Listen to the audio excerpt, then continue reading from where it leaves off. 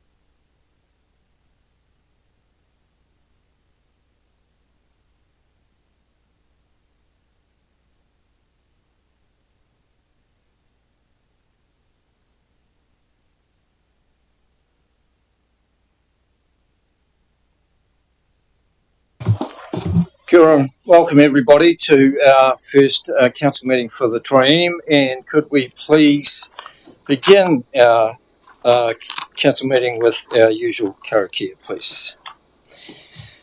Whakataka hau ki te uru, whakataka hau ki te tonga, kia mā kina kina kia te, ki mā taratara ki tai, hei aki ana te atakura, hei tio, hei hoka, hei hauhu, ti hei mōru.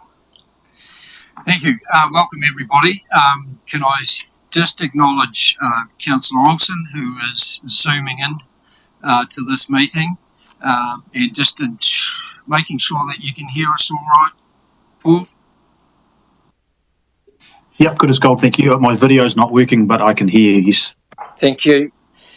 Okay, so today is about welcoming, firstly, our new councillors to the table, to your first formal meeting of the triennium. We've done a lot of talking already in the 2 months since you've been elected, so it's nice to be able to sit around the table and actually make decisions, shape the future of the district, and look forward to your contribution that you're going to make over the term. So look forward to that. It's great that we are in that position of having some fresh faces around the table that will work. So today we've got a couple of things that we need to do first before we get into does anyone know where Nina is? She was around this morning, so I assume, just noting that Nina's not, apology for lateness at this stage. So welcome to staff that are here, welcome to those members of the public that are in chambers and also watching online. Can I also welcome members of the media that are here, and I've had a request from them if they're able to take photos, which I've granted that too. So if you see anyone taking photos, they are able to do so. The first job that we have this morning is to acknowledge the contribution and thank a couple of people who aren't sitting at the table this time. And Justin, Janelle, welcome. Brett, welcome as well. We're going to actually get you up first if you like, please, Justin. And I wonder whether if we grab a seat and the both of you come up to the corner here, at least. If I make a stand.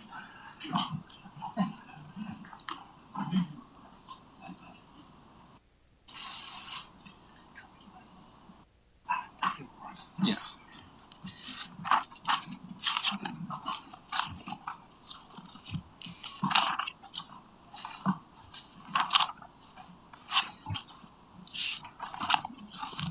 So we do have a little presentation for both of them, and I just want to acknowledge firstly Justin. I mean, being the first Maori Ward councillor at Horowhenua District Council can't have been an easy choice to make, to put your hand up in the first place to want to be there.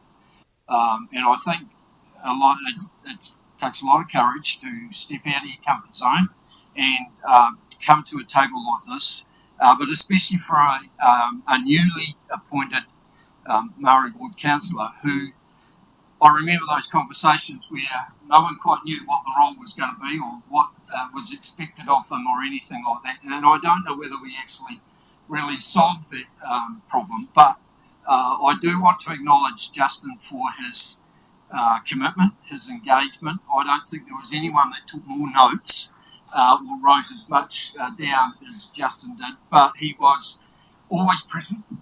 He tuned up to just about everything that was going and was wanting to explore and engage and increase his knowledge and always be over every topic that was going on.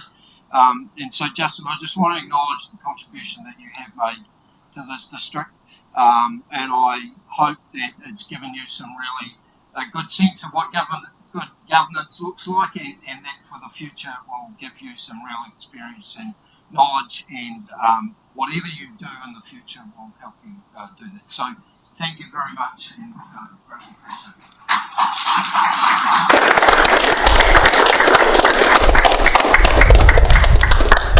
So just a little acknowledgement, which you will see is one of the prints from the stained glass windows behind us, and I think very apt for you in terms of the environmental sort of side of this with the awa and the raya and the hills and things like that. So that's great. Thank you. Thank you, Janelle. Yes, come on. Come and get a photo. wife's a lot quieter, I hope. No. Cheers. Thanks. All right, cheers. No worries. That's for you. Kowhai tree. Great. Excellent. That's, yeah, I've got it right.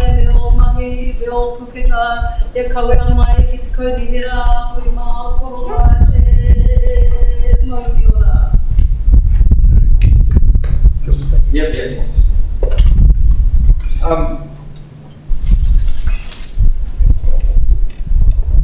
Brett, yeah, democracy's a funny thing, isn't it? You never quite know how it's going to go. But look, just acknowledging your contribution to the community board over the last 3 years. And I know that you do far more than what the community board does, and that you've been a huge advocate for Foxton and Foxton Beach over many years, and I'm sure that will continue into the future. But just want to thank you for putting your hand up to try to contribute to, actually contribute to the well-being of Foxton and the wider community. So thank you very much. Thank you. Yeah, cheers.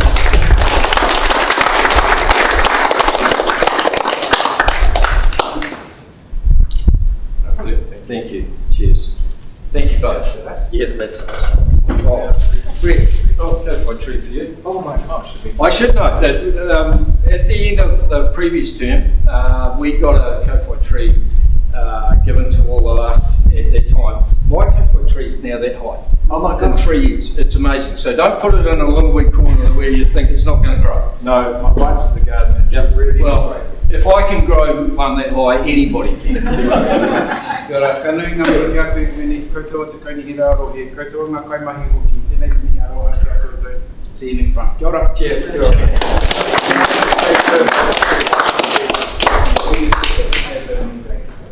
on the government side. Next, I want to acknowledge the leadership of Monique on the operations side. And I also want to thank the democracy team because they do back up all the elected representatives from Ashley, Grace, and Alice. Thank you so much.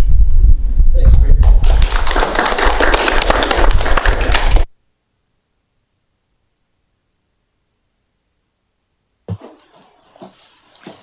Okay, so we do have into our meeting proper some members of the public who wish to speak to us about items on the agenda. And firstly, I'd like to welcome the chair of the Foxton Community, or Te Awaho Foxton Community Board, former councillor Ross Brannigan. Welcome, Ross. Didn't take long, but that's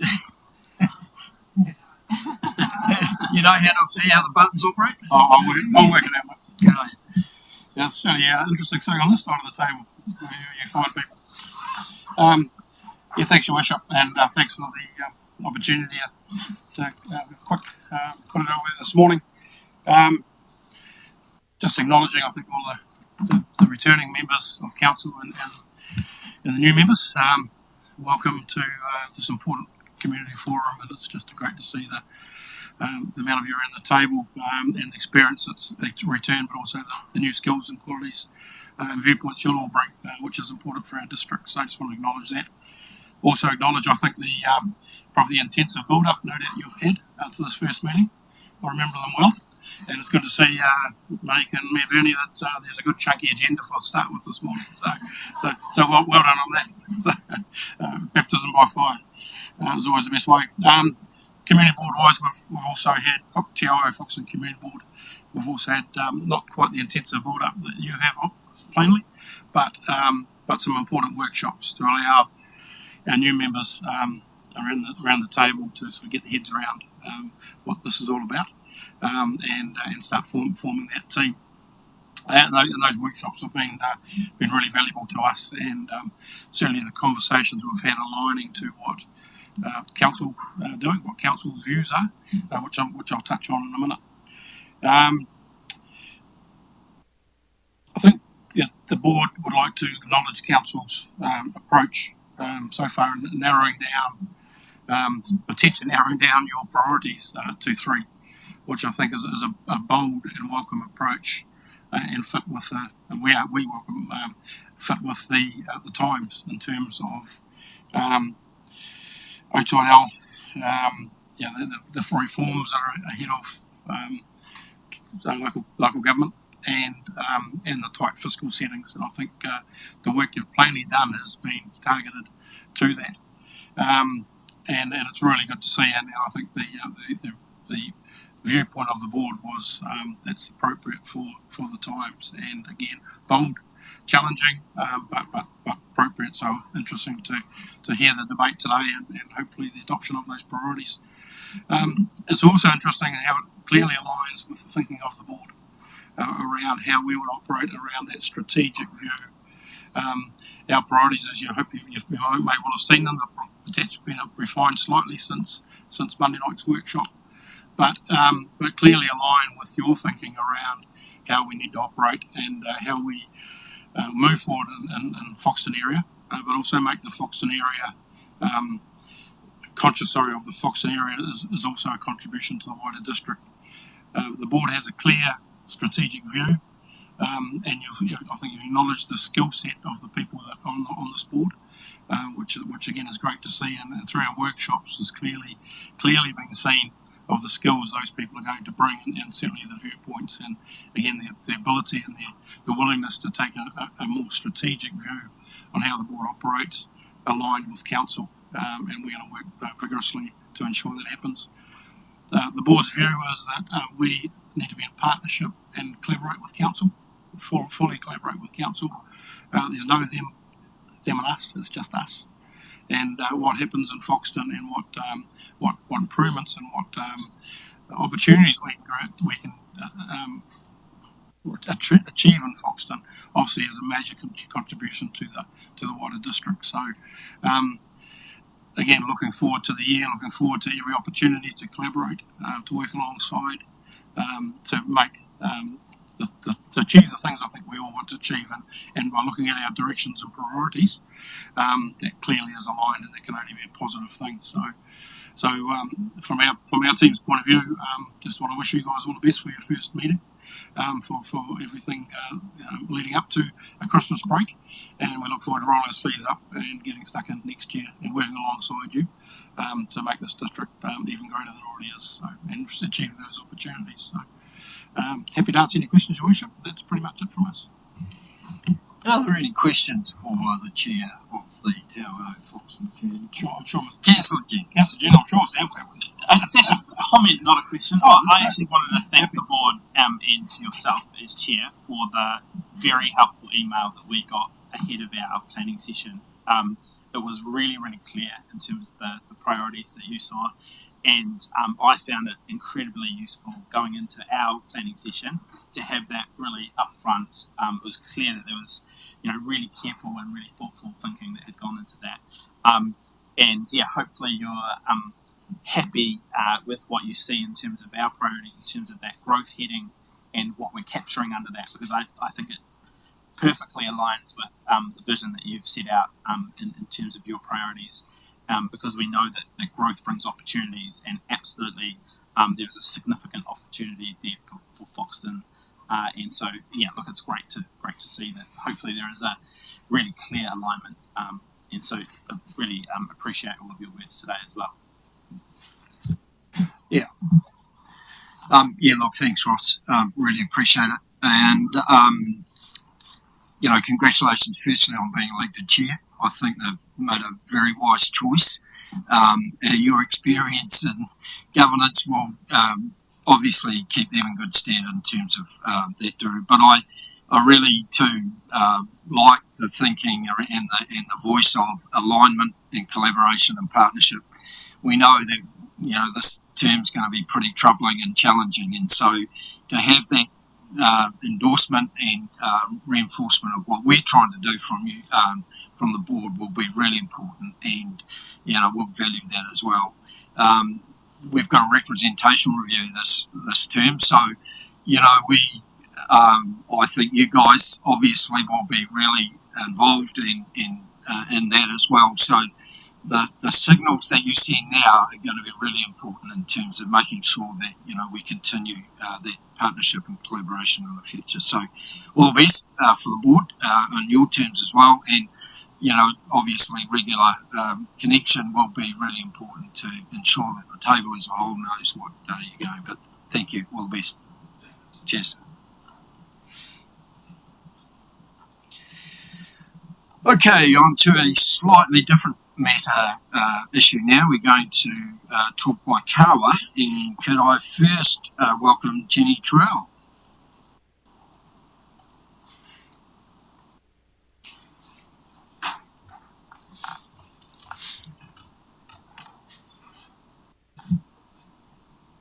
Welcome, Jenny. Kia ora, councillors, your worship, and especially new councillors who I haven't met yet. I'm from Walk On Waikawa, a group that's been around for a couple of years. We continue to be concerned about the impact of vehicles on the beach. As we have submitted many times, all vehicles pose a threat to the beach environment and to the safety of people and animals using the beach. To those new councillors, if you would like us to provide you with the information that we've provided to council in the past, we're very happy to do that about the serious environmental degradation that results from vehicles on the beach. So you've got a very comprehensive paper that has been provided to you by council officers. In terms of the recommendations in that paper, obviously Walk On Waikawa, known as WOW, supports recommendation A, which is no vehicle access to the beach, just pedestrians and horses. That would be our ideal position. However, if council decides to enable access, we would like to support the adoption of recommendation C, which is application for an easement with conditions. Conditions of access for vehicles are essential. As the Mangapirau track neighbours have said, right now, even when access is not supposed to be allowed at all, they have to put up with noisy and disruptive vehicles at all times of day and night. They don't like it. Conditions on the time of day, the type of vehicle, and possibly a restriction on vehicles being towed for safety reasons will go some way to mitigating some of those risks of having vehicles on that track. Risks to noise, safety, and disruption to both vehicle users, pedestrians, and neighbours. If you go for an option that says any and all vehicles are allowed with open, unlimited access, the problem's going to get out of hand again. It hasn't been great the last year or so, but it will get a lot worse. The volume of vehicles will only increase if there's open, unfettered access. Waikawa Beach will become the first place north of Wellington where vehicles can drive without limits on the beach, and will undoubtedly see the return of antisocial behaviour, which has, given that there has been no official access, reduced somewhat over the last year, even though people have continued to use it illegally. Our tranquil beach will become dangerous and our precious ecology will be damaged if you allow open, unfettered access. We don't want to become another Waitarere where we're gritting our teeth as large numbers of vehicles zoom up and down our beach at all hours. I think actually everybody at Waikawa feels that. That's not what we're looking for. And the bitter divisions that have damaged and divided our community over the last few years will continue if unfettered open access is allowed. For those of you who are new, you may not know how bitter this issue has been with the community divided between pro and anti-vehicle access. It's been horrible. And I think we all care about community cohesion. Strict conditions on vehicle use are the only way to navigate this division and hopefully get some sort of management of the issue going forward. We also urge that any access must be on a trial basis. The trial must be carefully, meticulously monitored and evaluated so that the findings can inform a beach bylaw in the hopefully near future that will protect what we have. A beach bylaw needs to be based on evidence. This is the opportunity, trialling this, to get real evidence. The community Huia groups that have all been meeting over the last year did all agree on this point about the importance of it being a trial and it being monitored. Whatever the different perspectives we were coming on from, we agreed with that. Kapiti next door have a good beach bylaw that has a reasonable measure of protection through limiting the types of vehicles on the beach, where they can go and for what purpose. We really hope that Horowhenua can take a leaf out of their book. In summary, please, as you consider this issue, consider the environment, consider the unique nature of our tranquil beach, consider the safety of our people, and consider community harmony as you deliberate. Please monitor and evaluate any usage to inform a beach bylaw in the future. Mauri ora. Sure. Thank you, Jen. We've already gone over time. No, you'll be able to ask. You'll be able to ask questions of others. We do allow 5 minutes per speaker. If they don't allow sufficient time to ask, to have questions asked of them, then that's the issue that I've got to deal with in terms of making sure the meeting flows. We have got a number of other speakers that they may well leave sufficient time to have questions asked of them. So could I now welcome Deborah Betts?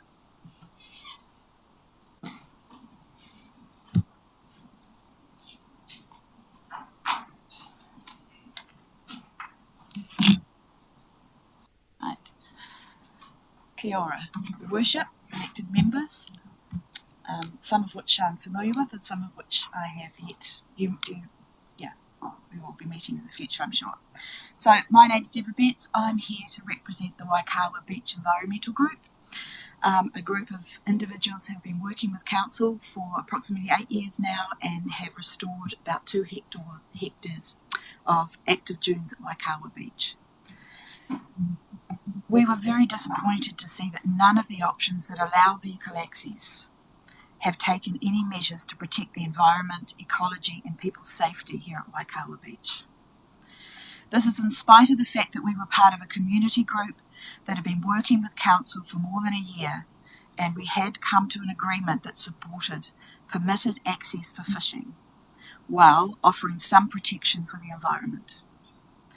In our last community group meeting, we agreed on a trial of beach access. This trial is not reflected in any of the recommendations being put to Council, although it is mentioned in the document.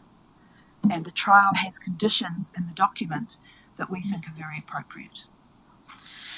We do not see how unrestricted access will bring our community together.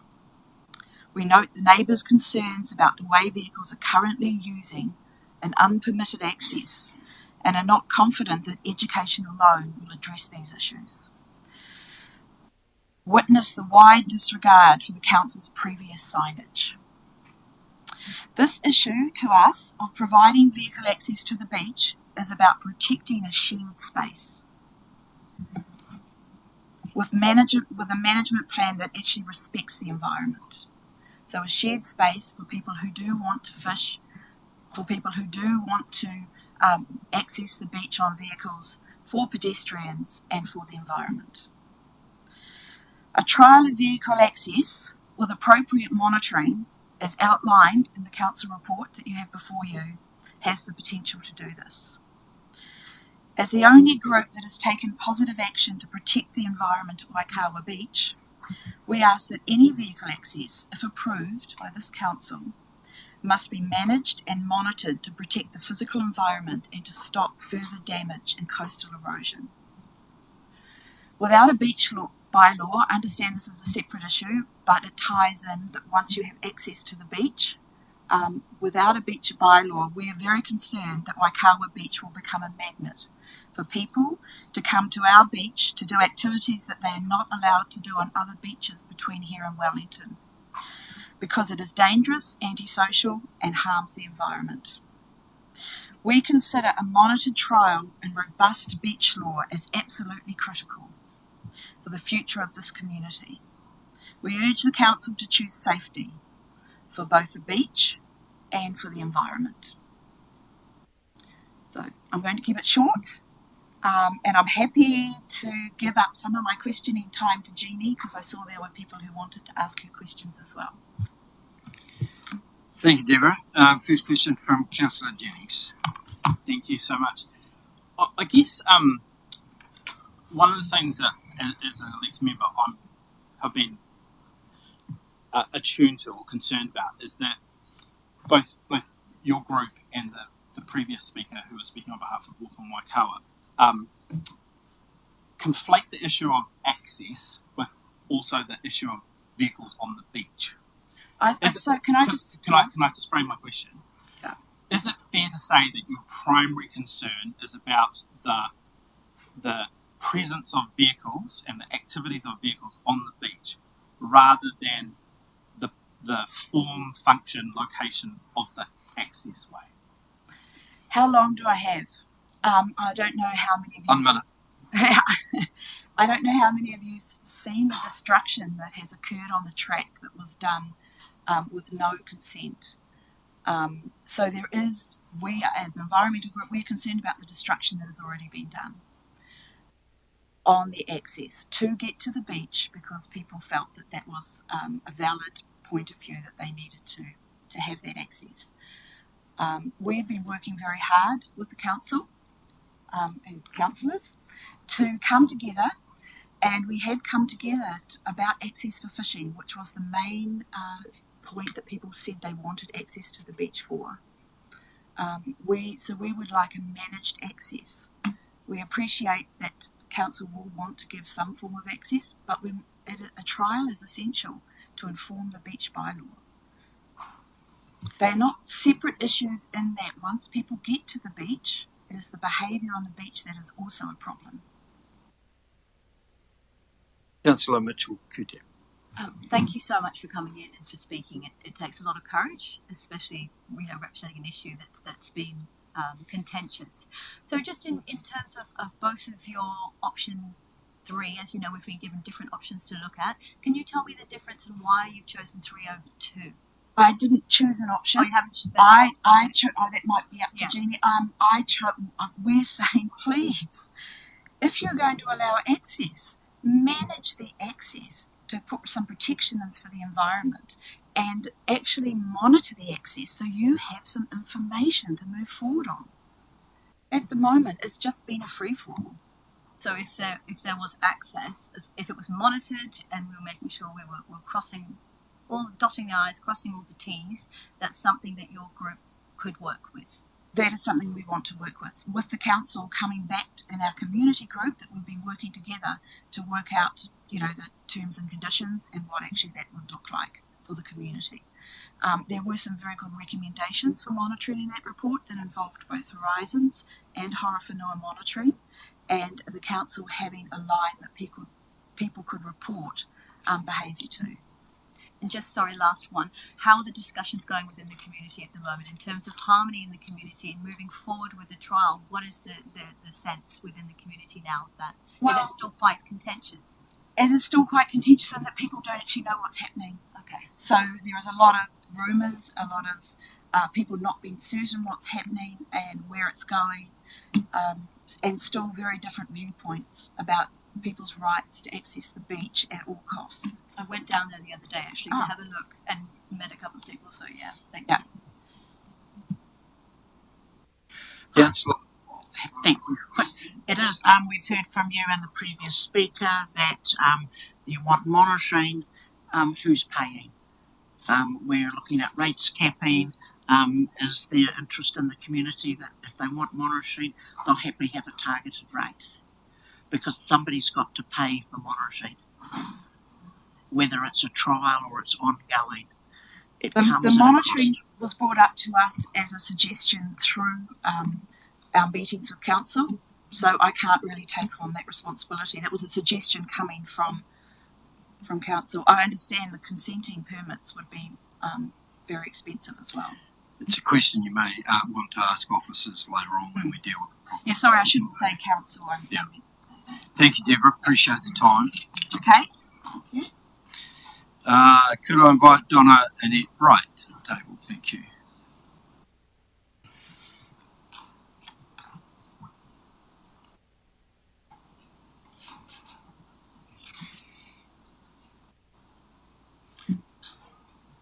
Welcome, Donna. Hi, my name's Donna. I am here representing the horse riders. Nobody seems to object to us, but I do want to make sure that we don't get lost in all of this that's going on. And all of a sudden there's a big fence across that stops me getting onto the beach.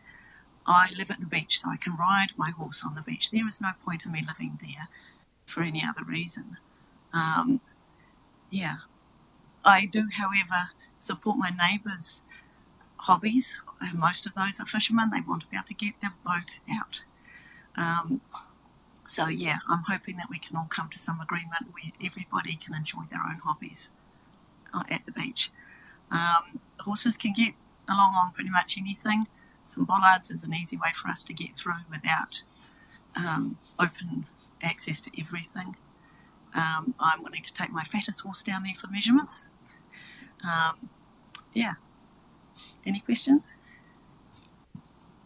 Councillor Mason. Thank you, Donna, and just acknowledge the previous two speakers who raised concerns about antisocial behaviour at the beach. So you're a horse rider. What's your experience or understanding of antisocial behaviour? I have asked for signage saying that we are allowed there.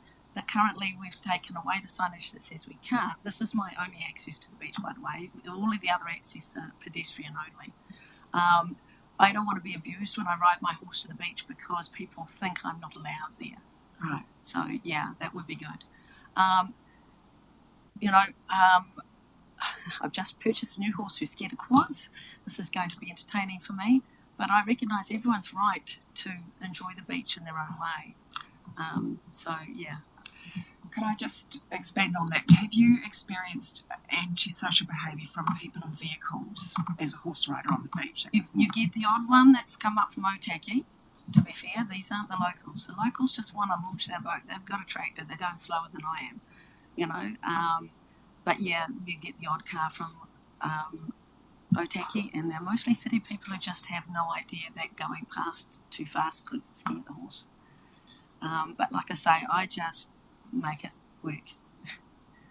Yeah. Thank you, Don. Appreciate your time.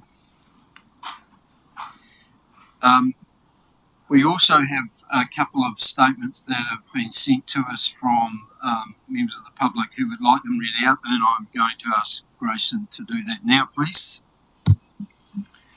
The first statement is from Lisa Tovey. We live at 47 Mangapirau Street, next door to the proposed access way. Our privacy has been compromised significantly and kindly request the following. We are keen for vehicle access to the beach but see this as a temporary solution only. We request other options continue to be investigated by the council. Those who are less able, very young, or do not own or have access to a four-wheel drive vehicle or quad bike are unable to access the beach currently. The proposed temporary access, we believe, would be best managed with a lockable gate and bollards. The bollards would allow free access for quad bikes and side-by-sides, but only those with a key to get access with four-wheel drive vehicles. This would ensure it doesn't become a highway. It would also minimise damage to the natural environment. Please note that with the current no vehicle signs, there is a constant flow of traffic. Thanks for hearing our views, Lisa. The second statement is from Leslie Ann Walker. Good morning, everyone. My name is Leslie Ann Walker, and my husband Richard and I will be directly affected by a vehicle access way through 47 to 49 Mangapirau Street, as well as our neighbours. We have given it a lot of thought, read the proximity of the access way and how it will impact us. The access way has been used for quite some time now for vehicles, and there have been no issues we have had to deal with. No trouble in the whitebait season when it was used every day by a lot of people. Everyone who went through seemed to respect that it could or would affect the neighbours. We know Waikawa definitely needs vehicle access way. Just a couple of weeks ago, a young person had a medical emergency on the beach, and had their friends not been able to get him back, it could have been fatal. With the right rules in place and correct signage and management and planning, or fences put in or improved for those close, it should be all right, and it has our approval. We do hope you'll vote read this as a yes. Thank you for hearing our submission, and apologies we couldn't be there to read this in person. Leslie Ann Walker. Thank you. All right, now we're going to change tack again, and could I welcome Viv Bold to the table, please?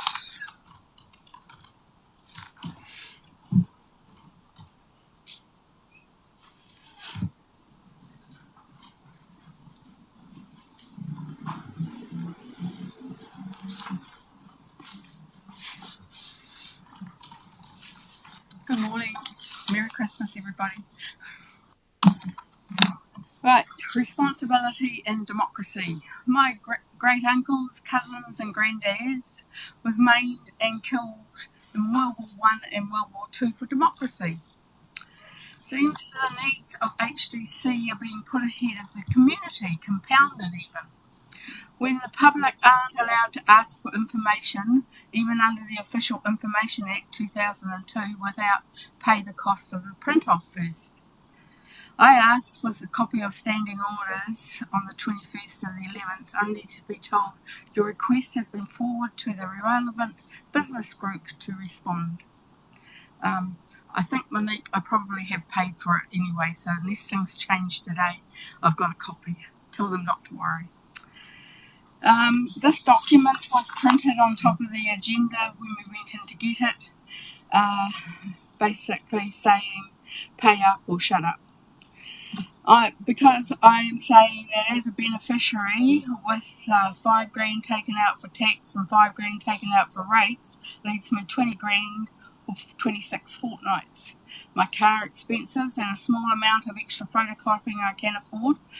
But this is getting ridiculous when you're paying $80 an agenda.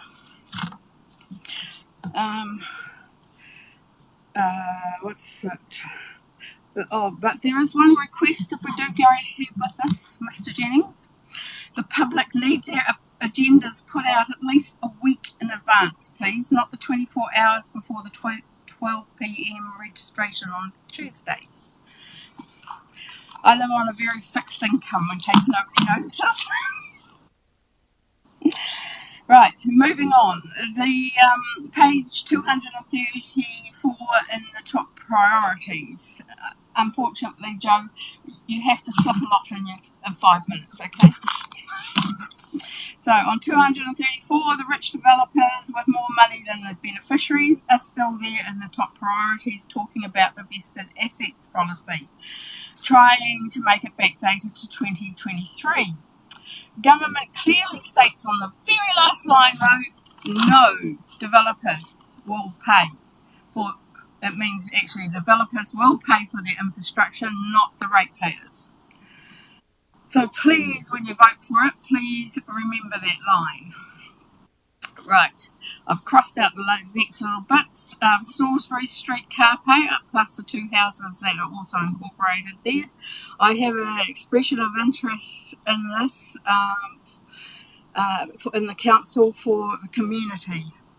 So I'm just quickly popping in there. It was full for the Christmas parade.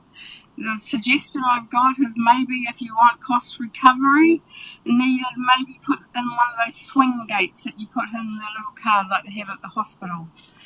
As bus transport isn't going to be available for 2 years, I think the community do need this space as community space. And I have been asking you for ages, Monique, about this. Could community have a bit more info about this town transformation instead of the town restaurants group getting it before we even do? And then we had that thing at the library, and all the survey said about the town transformation was, how would you like to park in the middle of town? Anyway, This is not communicating with the public. Many a time I've heard various reports put in, even to the audit department, that we're communicating with the public. I gotta sit there and laugh because we're not communicating with the public at all. Okay, and as the majority of us seem to be older people, we don't do the Facebook and all those other things, okay? But yeah, that's why I put that one on the front, so you could see what the rest of us poor old people say. Any questions? Councillor Jennings. Thanks, Viv. Always great to see you. Thank you for the potpourri of things that you've covered. I guess I want to talk to you about the first point you raised, which is about the access to the agendas. Obviously very important for our democracy that you have access to information and feel like you can participate. Is it not your experience that the agendas are available from the Wednesday prior to the meeting? And what do you consider is not reasonable about council providing access to those agendas online and assisting people who want to view the agenda on a computer, either in one of our community spaces or here at the council building, in an effort to save money? I'm all for saving money. I'm very budget conscious, I must admit, and there must be a way around this somehow.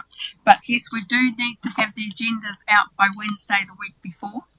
Many times I'm really grateful when Noel presents one on the Friday, because he just says to me, here's some light reading matter for you to go home with them. At least I've got a couple more days to read the thing. Okay, get away from that point, Viv. What was the other point, sorry? Accessing it online. Online. What don't you think is reasonable about that? What I find very hard for that is that, I'm not very good on the laptop itself, right? So punching in and out and it drops off and I have to punch my name and then everything again. And it's just a bit of an annoyance, okay? Look, I'm very quick. Yeah, thank you so I much, need to Your be Worship. consistent with everybody that else that I've stopped. I just want to say, Viv, that in terms of printing, it is a massive cost for us. And even us as councillors, we don't get printed copies. I don't particularly like going online. I find writing, I'm very old-fashioned, but I do in order to save money. So the reason that these costings have come out is because we do need to save money. It's really essential that we're trying to cut as much as we can. So I'd hear you, but there is a specific reason for this, and it is very clear on the front. I hear you, but I must admit the likes of Charles doesn't have even access to that. Yeah. Well, this is one of the trade-offs that we have to make. I'm sure you'll be back in April, May next year telling us the rates are too high and want us to save money. So this is some of the trade-offs that we're making to try and ensure that that rates increase is not as large as it might possibly be.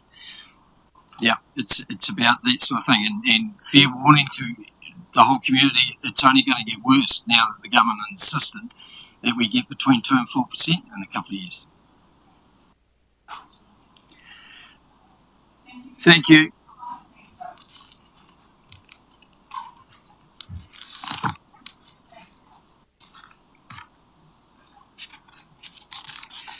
All right, we're now moving to our reports, and we are starting with item 7.1, which is the mayoral. Well, a couple of things first. Any late items? No late items. Any declarations of interest?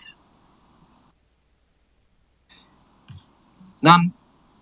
Confirmation of the minutes. Just can I have the meeting minutes of council on the 29th of October 2025 confirmed, seconded by Councillor Jennings. All those in favour? Against? Carried. Right, now moving to the mayoral report on 7.1.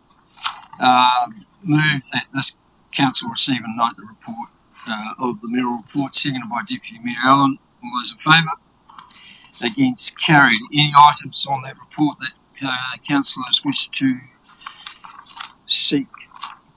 Councillor Jennings. Mr. Mayor, actually, so thank you to you for the submission on the Boy Racer legislation and your very effective oral submission in support of that. So just an acknowledgement to you. Thank you.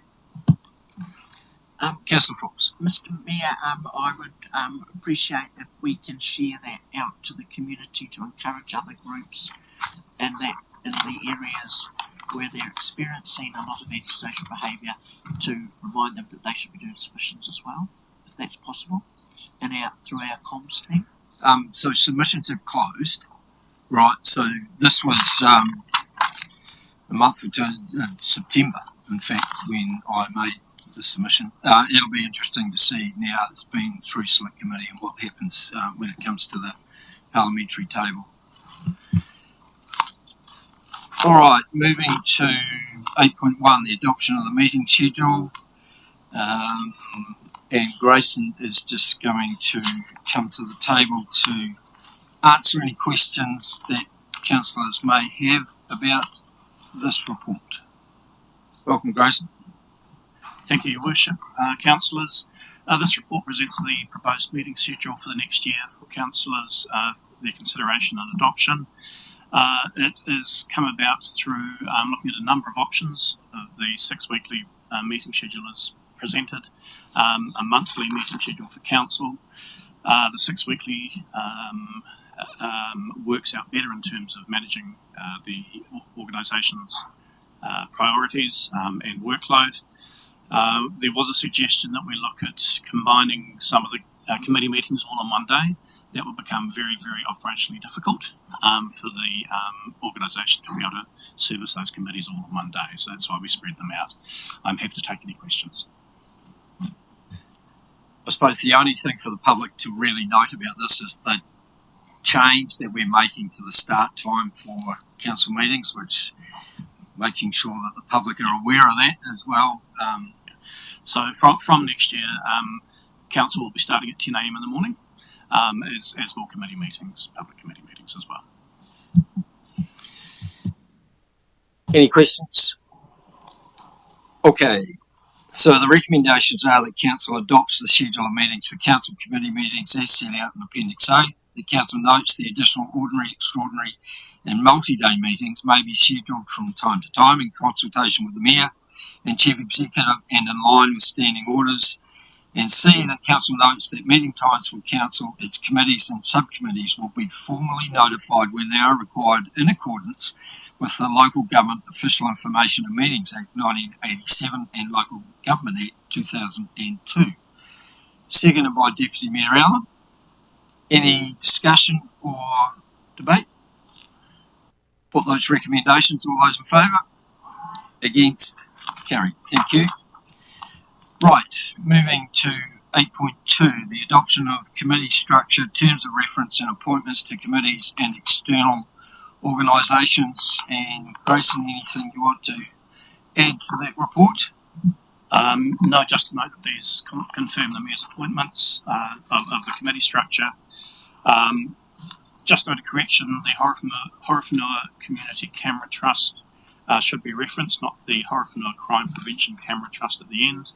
And the Chief Executive Performance and Employment Committee is a membership of 6, not 5. Happy to take the rest as read and happy to take any questions.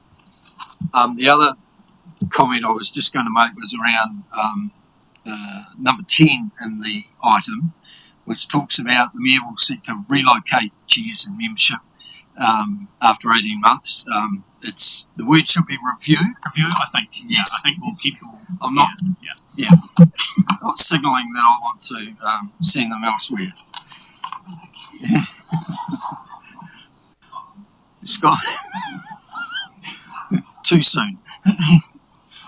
I assume that's what you were going to. Yeah, thank you, Deputy Mayor Allen.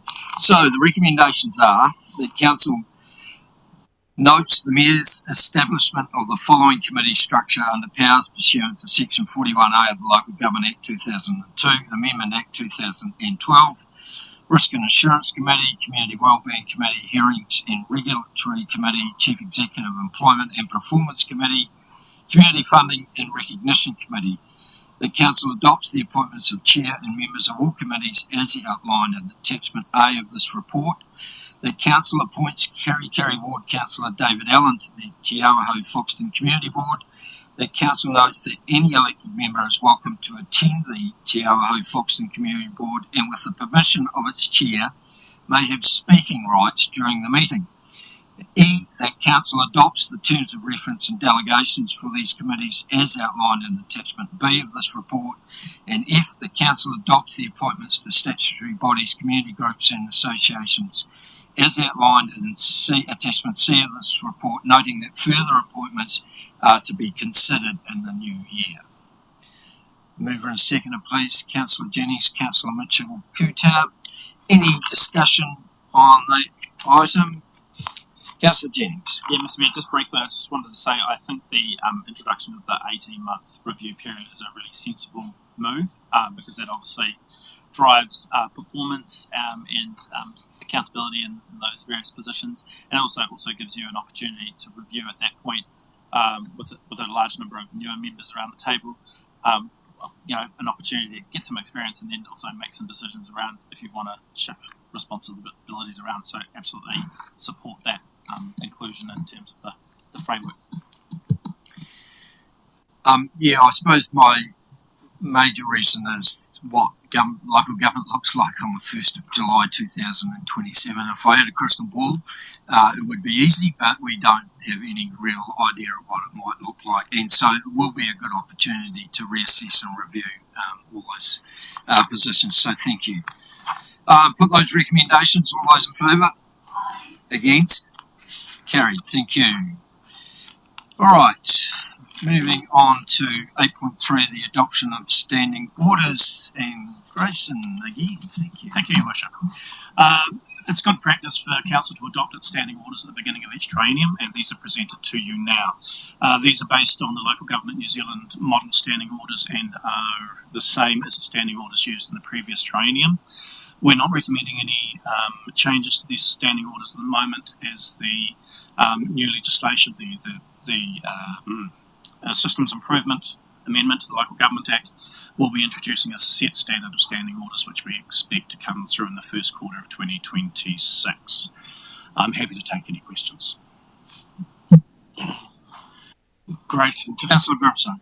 For members of the public, could you just reiterate point number 6 in the legal advice that has been provided to officers in relation to amending standing orders and the code of conduct to address the concerns raised by council regarding councillors deciding to maybe relocating to further afield like Scotland per se?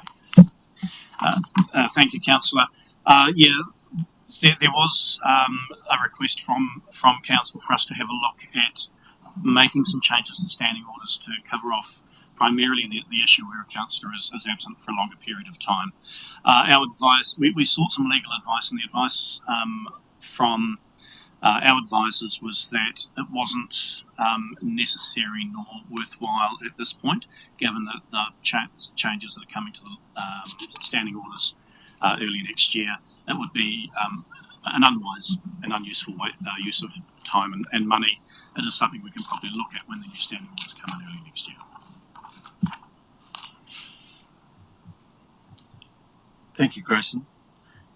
Just noting, councillors, obviously this will probably be back on our table in March, April, May next year as we get more direction from central government about how we're supposed to operate. So this is an interim measure, if you like, in terms of that. So, noting that, the recommendation is that council adopts the Horowhenua District Council standing orders for the 2025-2028 triennium in their current form without amendment. Moved by Councillor Young, seconded by Councillor Fox. Any discussion? Move that recommendation. All those in favour? Against? Carried. Thank you. All right, 8.4. Adoption of the Code of Conduct. Welcome again, Grace. Thank you, Your Worship.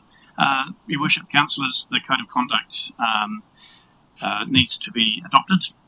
Again, it will change most likely in the first quarter of next year. This is a repeat of the current Code of Conduct. I'm happy to take any questions on that.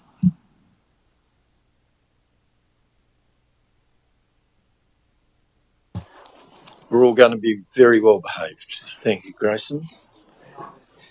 So Deputy Mayor Allen is moving the recommendation. Can I have a second, please? Councillor Kutab, thank you. Any discussion? Put the recommendation. All those in favour? Against? Carried. Thank you. Right, our next item was, our next item is 8.5, the confirmation of elected member remuneration. And just carry on, please. Thank you, Your Worship. Councillors, the Remuneration Authority sets a pool for payments to councillors. Council has to decide how to distribute that pool of money.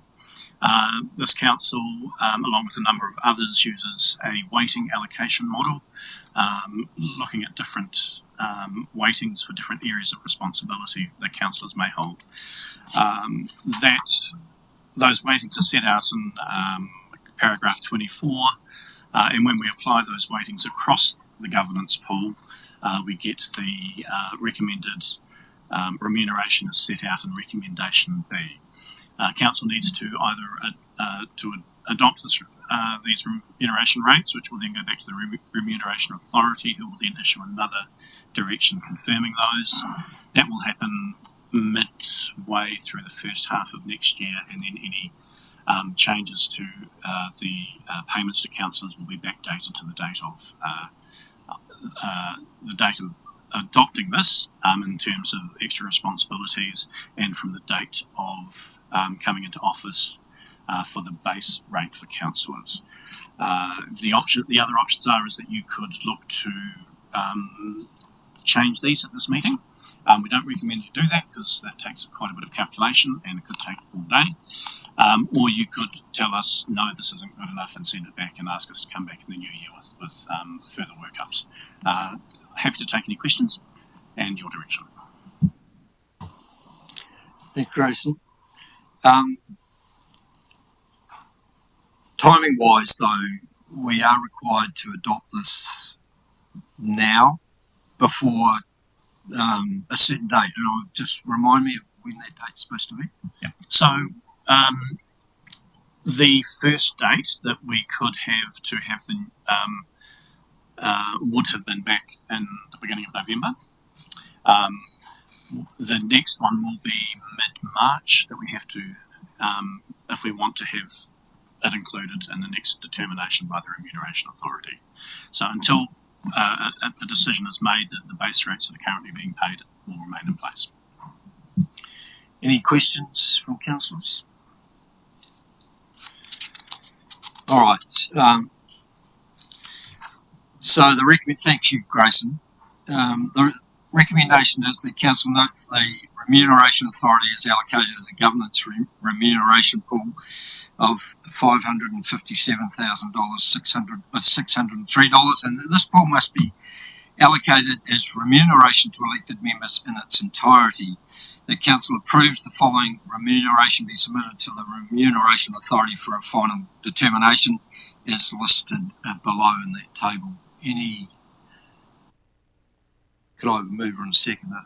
Councillor Mitchell-Kutab, thank you, and Councillor Fox, thank you. Any discussion? Councillor Jennings. Thank you, Mr. Mayor. Yeah, look, this is always one of the most awkward reports of the entire 3-year term, and no one really ever likes to speak about it, and it usually is just moved, seconded, and voted on really quickly. So I thought, given there's so much media in the room, and that 100% this will be a story in one, if not two, if not three papers, that I better make some comments, which is just to confirm that although this has the appearance of looking like elected members are setting their own remuneration, there is a really comprehensive framework in terms of the Remuneration Authority and how they determine with a set methodology essentially the remuneration pool, which takes into account a number of factors, including population, deprivation index, socioeconomic conditions, that kind of thing. And so I think that's really important that the public understand. I think there has been a small increase in the overall size of the pool from last term. I'd like to describe that as modest. I'm sure there'll be people that disagree with that. I think that the public should demand and expect that elected members work hard for the remuneration that they have, and so it's absolutely the public's job to hold us to account in terms of our performance and expect us to show up, turn up, and contribute as part of this role. So, yeah, that's all I have to say about that. Brave. Well done. All right, so any further questions? Done. So I'll move those recommendations. All those in favour? Against? Carried. And as Councillor Jennings says, this is not the most pleasant of recommendations that we have to do, but it's the realities of what we have done, and in some ways it makes our life a heck of a lot easier, the fact that it's determined by some other body rather than ourselves. All right, now we were going to, our next item on our agenda is the Local Would Have Done Well item, but we are waiting for Chris Dryberg to arrive to introduce the topic for us, and he's not due for another 15 minutes or so. So we're just going to change tack a little bit. We're not going to talk by Carwood because that might take a little while. We're going to move to 8.8, which is around the council direction setting, and I'm going to ask the Chief Executive to introduce that. Thank you. Tēnā tātou, Your Worship, and greetings to all elected members.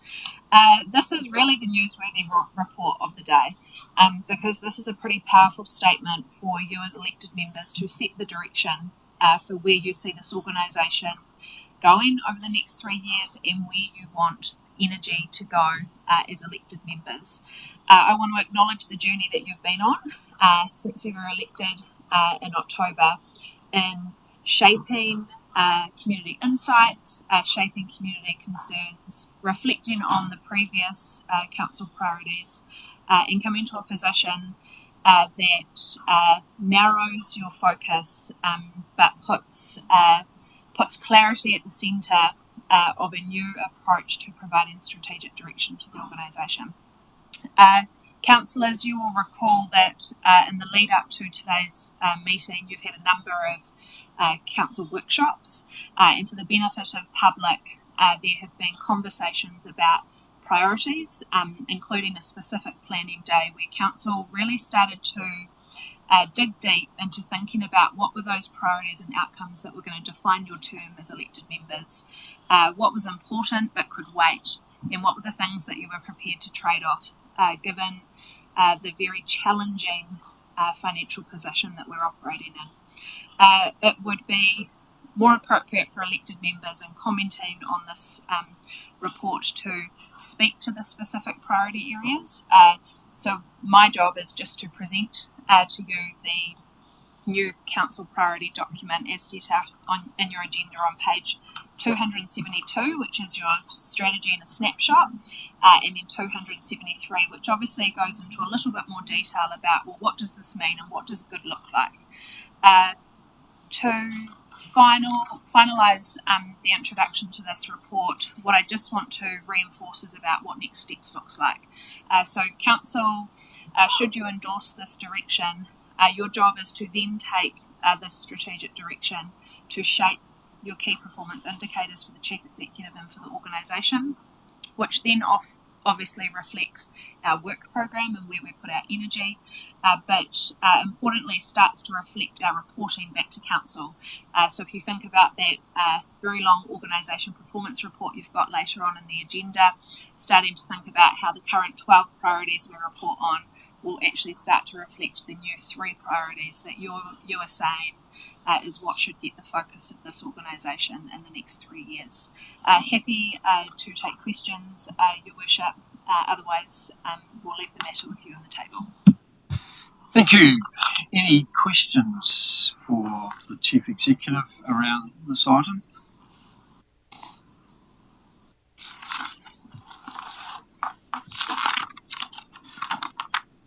Cool. Okay, let's then, we've got a recommendation that Council endorse the Council direction setting document for the 2025-2028 triennium, and I'm happy to move that. Could I have a second, please? Councillor Fox, thank you. Any discussion or debate on this topic? Councillor Mason.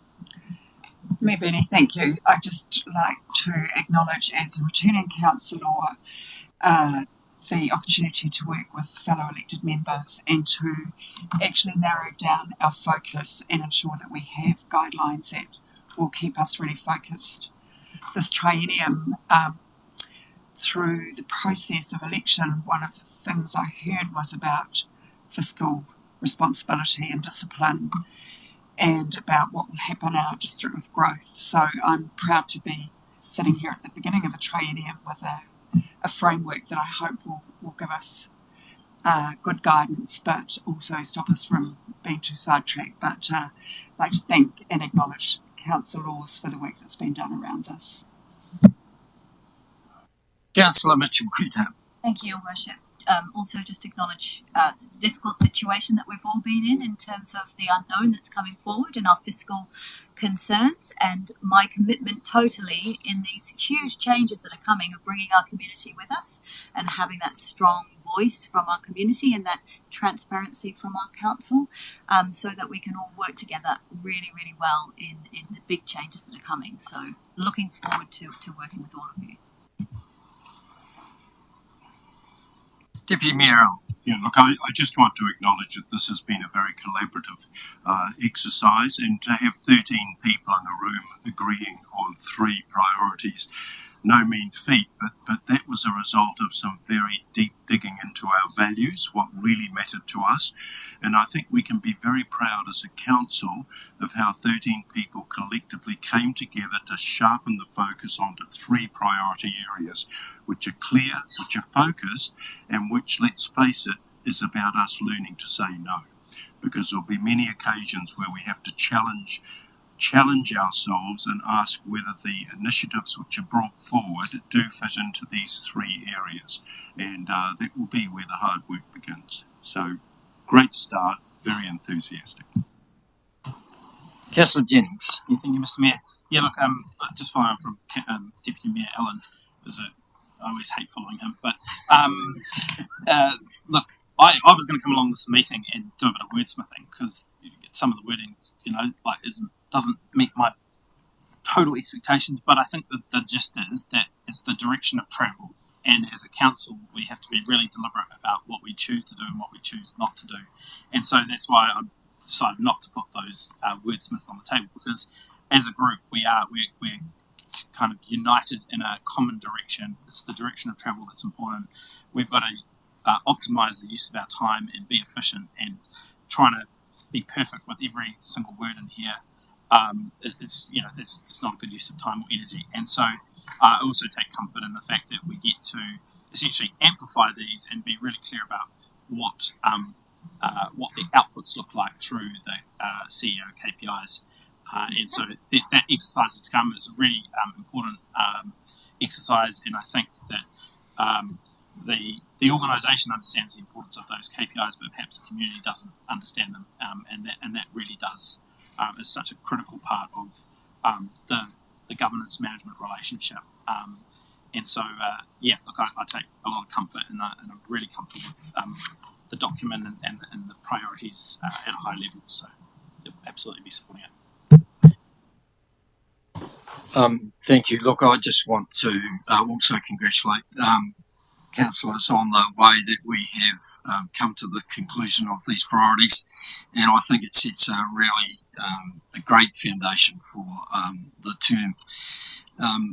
I don't want to lose sight of those words, and despite what Councillor Jennings says, it is about the direction of travel and the significance of what we are doing. And in the middle, though, enabling what matters is the real key to ensuring that we are focused and cognizant of what we are trying to do. I mean, the other thing for me is it's not priority 1, 2 or 3. They're equally as important. So, going for growth, future fit HDC and financial discipline are equally there as our priorities. And I think it's really important too that it might look in a bigger picture that is all we're doing, but when you look at the words that are on that second page and explaining our values and our outcomes and those sorts of things, they fit together really, really well. And I think we can give the community confidence that we've listened to them through the campaign and the election period and things like that, that we have understood their concerns and where they see where we should be going. And I'm confident that this will be a really good way for us to focus and continue the good work that we're doing despite the challenges that we've got in front of us. So thank you. With that, I will put the recommendation. All those in favour? Against? Carried. Thank you very much. All right. Until Chris gets here, we might actually have a couple of minutes break. And so as soon as he arrives, we'll be back in chambers. Okay, so we'll adjourn the meeting for now. Thank you.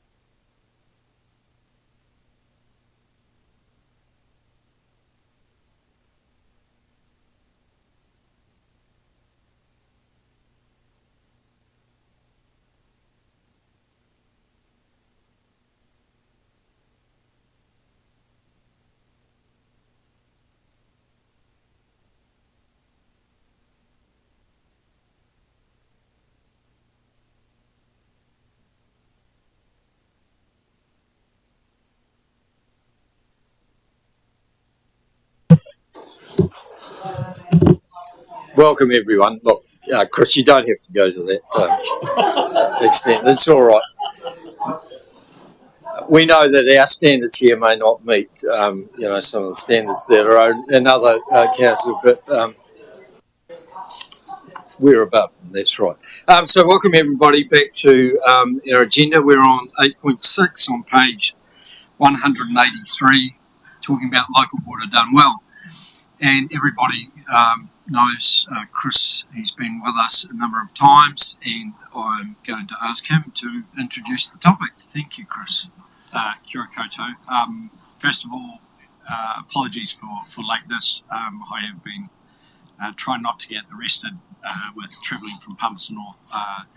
So we've just finished doing the council meeting there, delivered effectively exactly the same paper as you've got here, and that has been passed. So one down, two to go is the message I sent to the other chief executives today. So look, to be honest, I think we've talked a lot about this, so I don't have a lot to say in the introduction, partly from just an acknowledgement of what a journey we've all been on. Today marks a really significant milestone, and for me it's great to get to this point, but I just wanted to acknowledge how much work that you've had to do in terms of understanding all of the things that have come.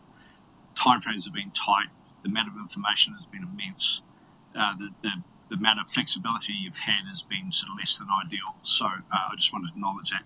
Apart from that, all I want to say is, look, the paper is essentially the same as what we talked about last week. We've got that extra attachment 5, I think, that just summarises all of those changes that we also went through, so I won't go through them again. Quite happy to take any questions. Any questions for Chris?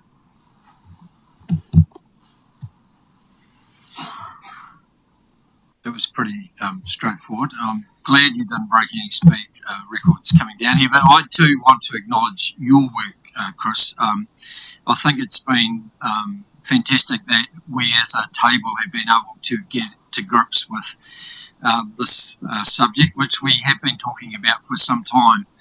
This is a significant milestone today in terms of signing off Constitution and shareholders agreement and things like that. And look, this journey is far from over, but this is a great step in terms of getting there. And I just want to acknowledge your work in terms of us being able to understand what sits in behind the whole subject, and how difficult it must be for you alone to understand what is going on, let alone us try and explain it to us. So do appreciate your time, and thank you.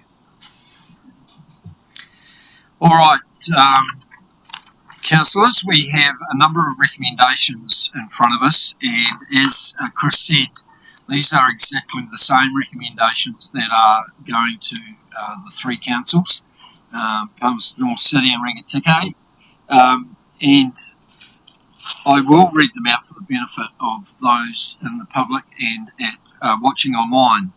So we will take these on block rather than do it, because they do fit in with every part of the whole issue. So recommendation A, that council as a shareholder of Central District's Water approves the attached Constitution for Central District's Water and delegates to the Chief Executive to sign any documents required to approve the Constitution on behalf of Horowhenua District Council. B, that council as a shareholder of Central District's Water approves the attached shareholders agreement for Central District's Water and delegates to the Chief Executive to sign the shareholders agreement on behalf of Horowhenua District Council. That C, that council delegates to the Chief Executives of Horowhenua District Council, Palmerston North City Council and Rangitikei District Council the ability to agree to any minor non-material changes to the Constitution and shareholders agreement prior to final approval, and to report back to their respective councils on any changes made under this delegation. D, that council approves the establishment of a joint committee made up of representatives from across the shareholding councils and Mana Whenua partners, and endorses the terms of reference included in Schedule 3 of the shareholders agreement. The council notes E, the council notes as the next step in establishing Central District Water as a joint water services council controlled organisation, that it will be required to appoint its representatives to the shareholders committee and delegate the power to make decisions recorded in section 2 of schedule 3 of the shareholders agreement. And if the council delegates to the chief executive that authority to sign documentation on behalf of council to complete the incorporation and registration of Central District's water with the company's office and all related formalities. Do I have a mover and a seconder, please? Deputy Mayor Allen, Councillor Grimstone. Right, so the recommendations on the table. Any discussion or debate on those? Councillor Barker. Okay, I'll be brief. The shareholding agreement establishes committee roles for unelected representatives. This is absolutely inconsistent with any principle of democracy itself. The ratepayers elected me to represent them and exercise their power. That's my contract with them. They didn't elect me to delegate the exercise of their power to someone they did not vote for. So I will honour my contract, I will honour democracy, and I won't support this agreement. Thank you.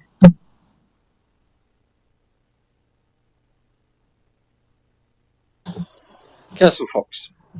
I will be supporting these recommendations because as a newbie coming in, it's been an amazingly hard uplift on the journey that the existing councillors have had. I take comfort in the amount of regulation and oversight that's going to be happen, and also under recommendation E, we have yet to set our terms of reference and guidelines for those appointed representatives, and so I think that's our place to put our constraints on.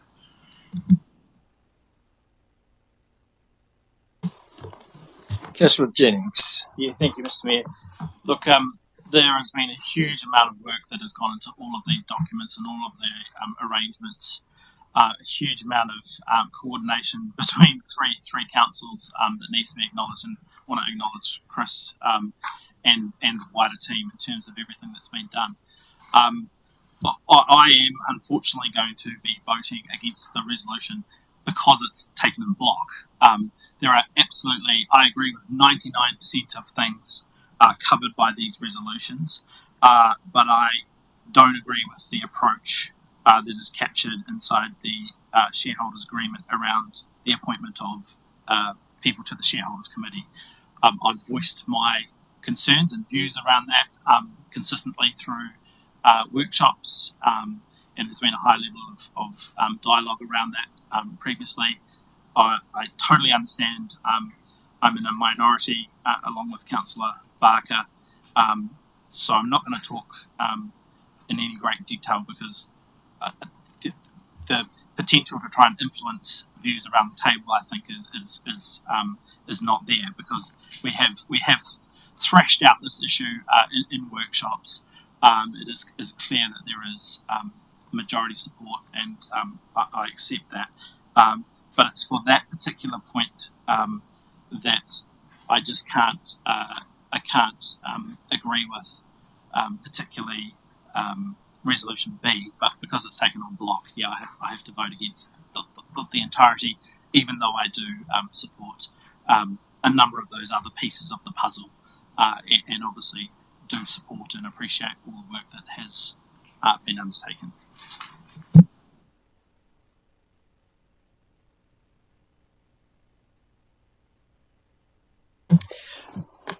Councillor Grimstone. Look, that's been a bit of a journey. First term, we had Three Waters. We had a change of government. It's become Local Waters, done well. And ultimately what we've got before us is to adopt today is something that delivers sustainable water services into the future for our community, and still owned by our community, and still under the influence of democratically elected council members who appoint members into the shareholder group, and the shareholder group then is responsible for appointing the board who undertake the mahi in delivering financial services. So I have very little concern regarding ownership structures. I had very little concern around what's before us today in terms of the Constitution and the shareholding agreement that we're signing up for.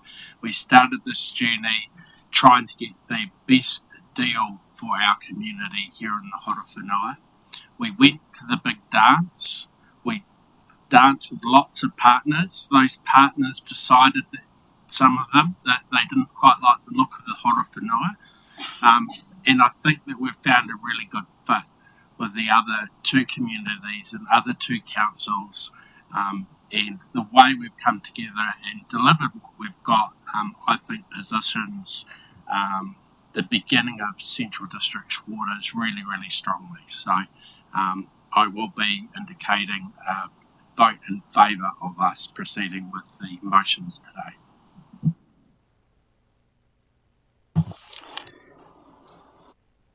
And can I also endorse those words in terms of, as I said at the beginning, the significance of this decision. We've been talking about for a number of years around our water services delivery.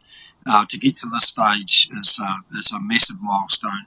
And I'd want to, while I've acknowledged the work that Chris has done, I also want to acknowledge the work that Monique and the team have also contributed to this, because to embrace the thought of actually working with other councillors and then other councils to create an entity that is not just us alone is a very, very brave move, really, because part of the reason why there's probably 41 other entities around the country is because they haven't got, I believe, the bravery to be able to think that together we can do this better.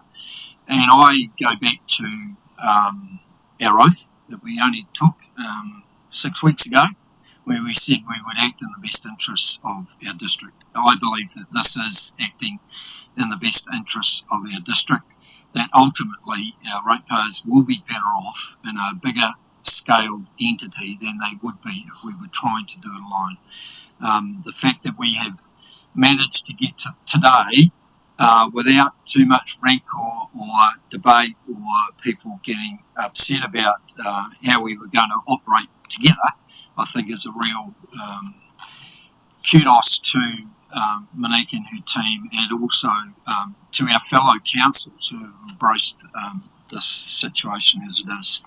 I like the idea of Central District Water, and I think in a few years' time it will be a significant contributor to the infrastructure system of New Zealand, because I believe there will be others that want to join us in the future, and I've already taken a couple of phone calls from people who see us as now being almost groundbreaking in terms of what we're doing here in this area. So I do implore councillors to support this and set in motion the next steps that we will go to into delivering what's best for our community.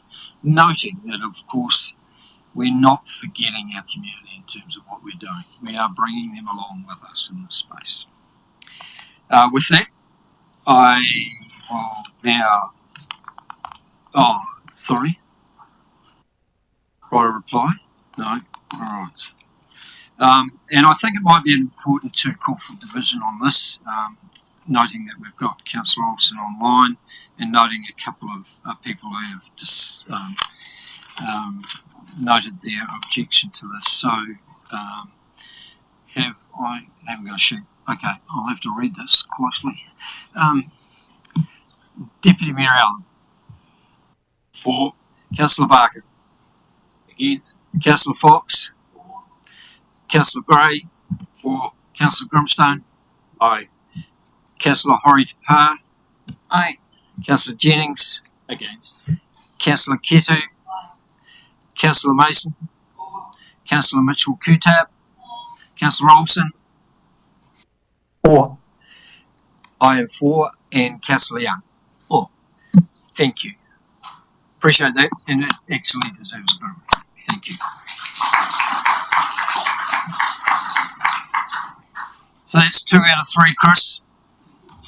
I'm sure tomorrow you'll be able to celebrate and have a small tipple on our success. All right. We are now moving to 8.7, which is the Waikawa Beach vehicle access topic, and which is on page 257 of your agenda. Lacey and Brent are coming to the table to introduce the topic.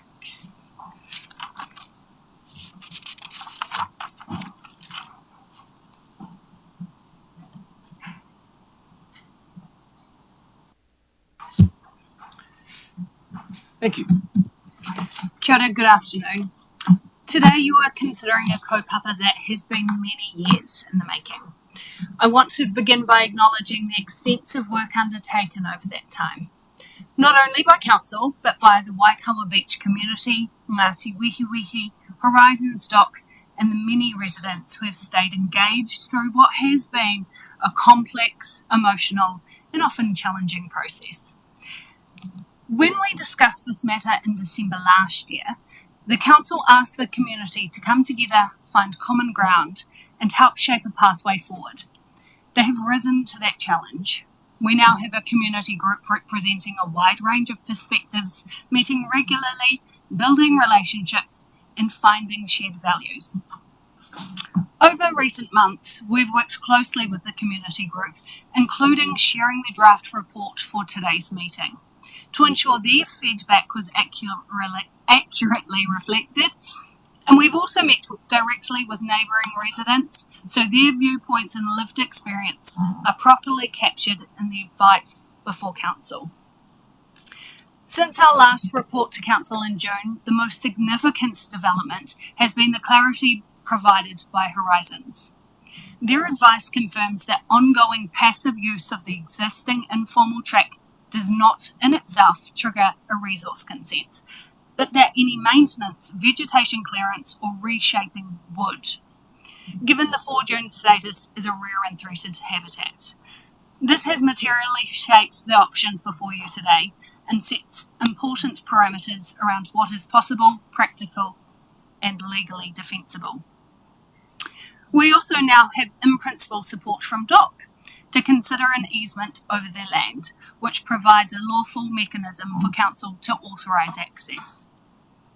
What remains clear is that there is no single view within the community, but there is a shared desire for certainty, as you heard today, and a shared commitment to protecting the environment, and a shared wish for Council to make a clear, durable decision that supports community harmony. I do just want to clarify a couple of points raised by members of the public earlier today. Horse riders are currently permitted to use this access way, and once Council has made its decision today, the signage on site will be updated to clearly reflect the appropriate access arrangements, as well as wider communication to the general public. Secondly, monitoring such as bi-monthly fixed point photos and vegetation checks, as is outlined in paragraph 4 of the report, were discussed at the last community group HUI as an important tool for assessing how a trial is tracking, but it also provides a practical framework for managing risk and ensuring ongoing compliance with the One Plan requirements. Today's report outlines options that reflect those realities. My intention in presenting this is to provide you with clarity, transparency, and a number of options for a pathway forward that reflects both the practical constraints and the values of the Waikawa Beach community. I'm happy to take any questions. Thank you, Lacey. Any questions for the team?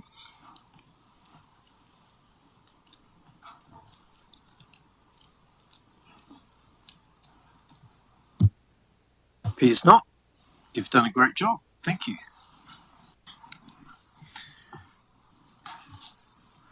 Councillors, we have a number of recommendations in front of us, and Councillor Jennings, you wish to speak? Yeah, thank you, Mr. Mayor. I would like to move option B, or recommendation B there. And then I have a series of other, just wanted to foreshadow that I had a series of other proposed resolutions I'd like to move, but I'll do that separately to obviously determine the outcome of the debate around this. Is there a seconder? Councillor Gray, thank you. Yes, and I would like to invoke Standing Order 21.7 to reserve the right to speak last. So right of reply, yes. So, but the mover of the motion has the right of reply? Yes. Yes. Understood. That's what I was thinking would happen. So, just for the rest of the councillors, Councillor Gray will be the last speaker before the right of reply. Councillor Jennings. Yeah, thank you, Mr. Mayor. Speaking to the motion, I've written a couple of notes. I guess our mission today is to provide certainty for the Waikawa Beach community, at least in the short term. The resolutions regarding vehicle access we make today at this meeting are intended to progress a clear, structured pathway that protects community harmony, considers environmental values, and enables future flexibility. In the simplest way possible, what I believe the majority of the community are asking for is to continue to be able to use the beach as they have for generations, indeed decades, continued vehicle access for sustainable and recreation. For an immediate solution, if you want to call it a trial, so be it, through the existing 47 to 49 Mangapirau track. 3, for a more enduring long-term vehicle access solution to be secured, e.g. through land purchase, long-term lease, that will give the predictability and certainty to the community. And 4, that any future wider beach bylaw continue to enable responsible and sustainable recreation for all, irrespective of mobility, by allowing ongoing vehicle access as has always existed in this district. My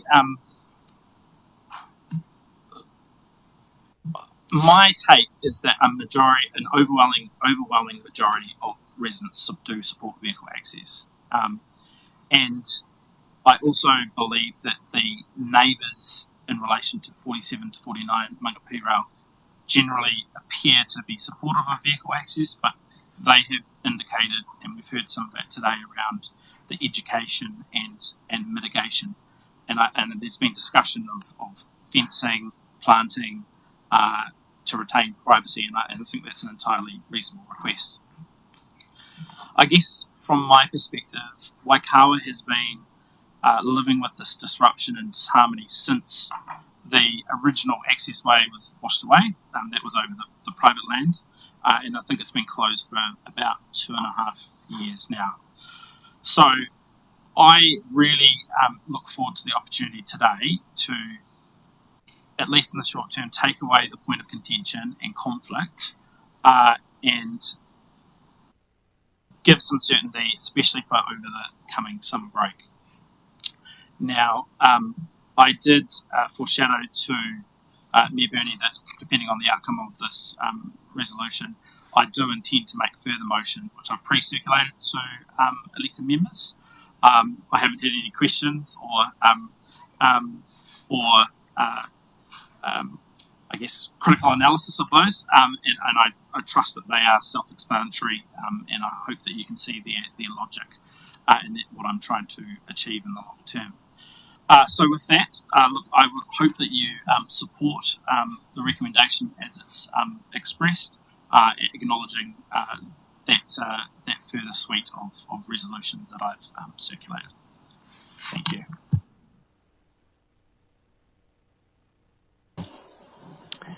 Your opportunity, councillors, to speak to the topic. Sorry, I'm just a bit. Councillor Mitchell-Kuta. Sorry, Your Worship, I'm just a bit unclear. I've got a lot to say, but I don't want to say it too early before I haven't actually read. I don't think I've got your recommendations, so I'd like to have the opportunity to be able to read your recommendations before I speak.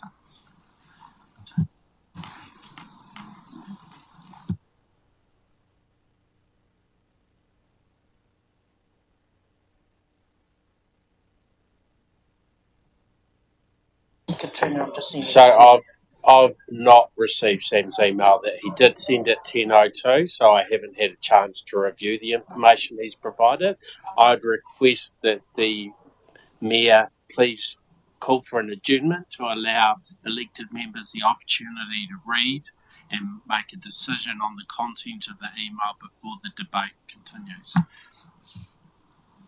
Are you referring to the resolutions that Councillor Jennings has put in, or the?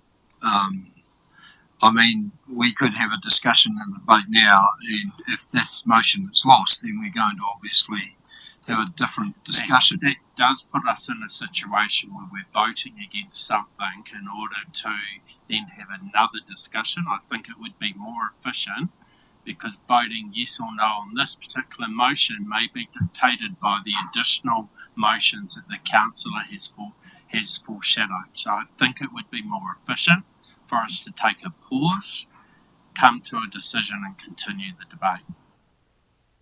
Look, just speaking in support of Councillor Grimstone's point, Mr Mayor, I've literally just received it now. I think as the rest of us had. And I think for this to be seen to be a fair decision-making process, we do need to pause and see the additional information. Yeah.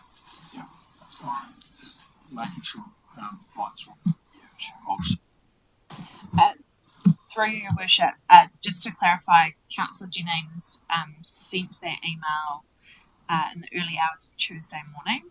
I have just forwarded it to councillors.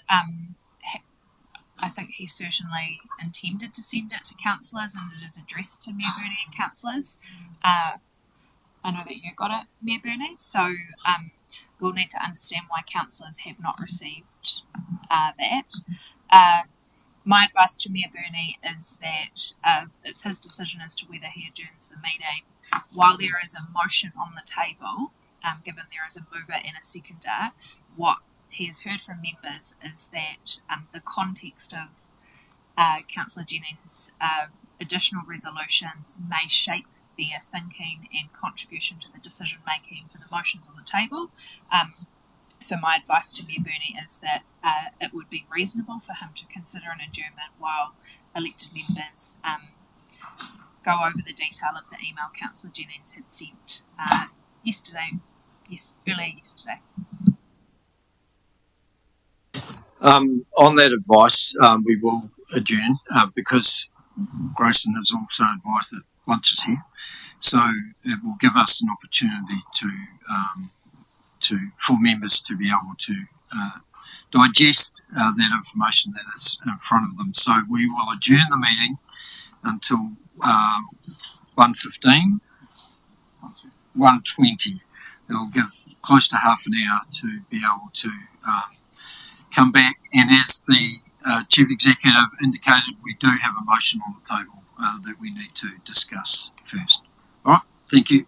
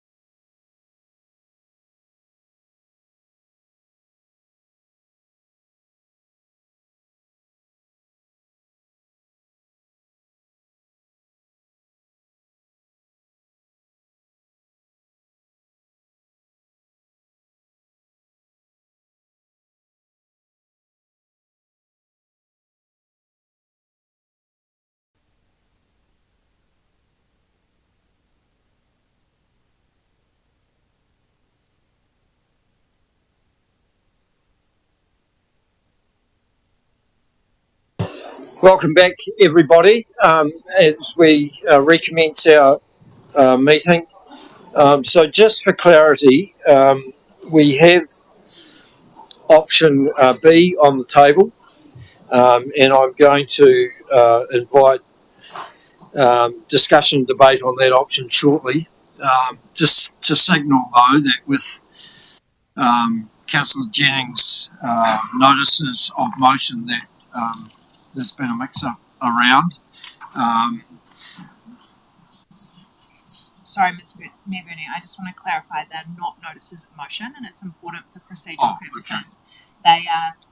They're additional motions that Councillor Jennings foreshadowed to Council that he would like to consider putting on the table, but for the purposes of standing orders and proceedings, they're definitely not notices of motion. At the moment, they are potential additional motions.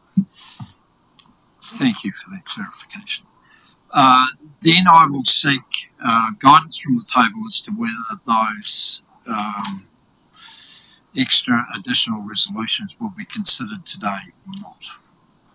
All right, so we do have a recommendation B on the table. So Councillor Jennings, you wish to speak? Yeah, thank you, Mr. Mayor. I'd done some introductory remarks on the motion recommendation B that I put forward, and then obviously referenced an email. And so I just thought if you're happy to give me 30 seconds just to explain that situation, is that obviously when an agenda item comes into a council meeting setting, it is possible to make floor resolutions. So to move a floor resolution and for that to be considered. That doesn't require notice. It doesn't require forewarning. But what I wanted to do in this situation, because of the scope and number of additional resolutions that I intended to put forward, I had drafted and sent an email that I thought had gone to all councillors. For some reason, there appears to have only been several elected members who have seen that, and not all. And so my apologies to the table for that.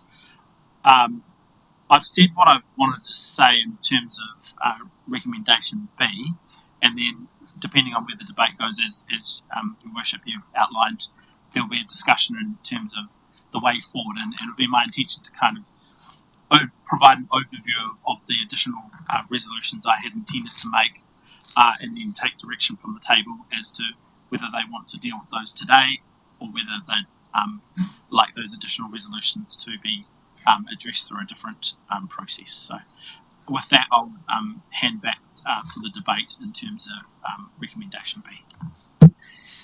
Thank you for that clarification, and probably a great lesson for everybody in terms of understanding and checking in maybe whether emails have been received or not. These things do happen occasionally. So we have recommendation B. The council requests officers seek an easement with dock and provides vehicle access to the beach across reserve land between 47 to 49 Mangapiro Street, Waikawa Beach. It's been moved by Councillor Jennings, seconded by Councillor Gray, who's also requested that he be the last person to speak before the right of reply. So now open to councillors to give their views.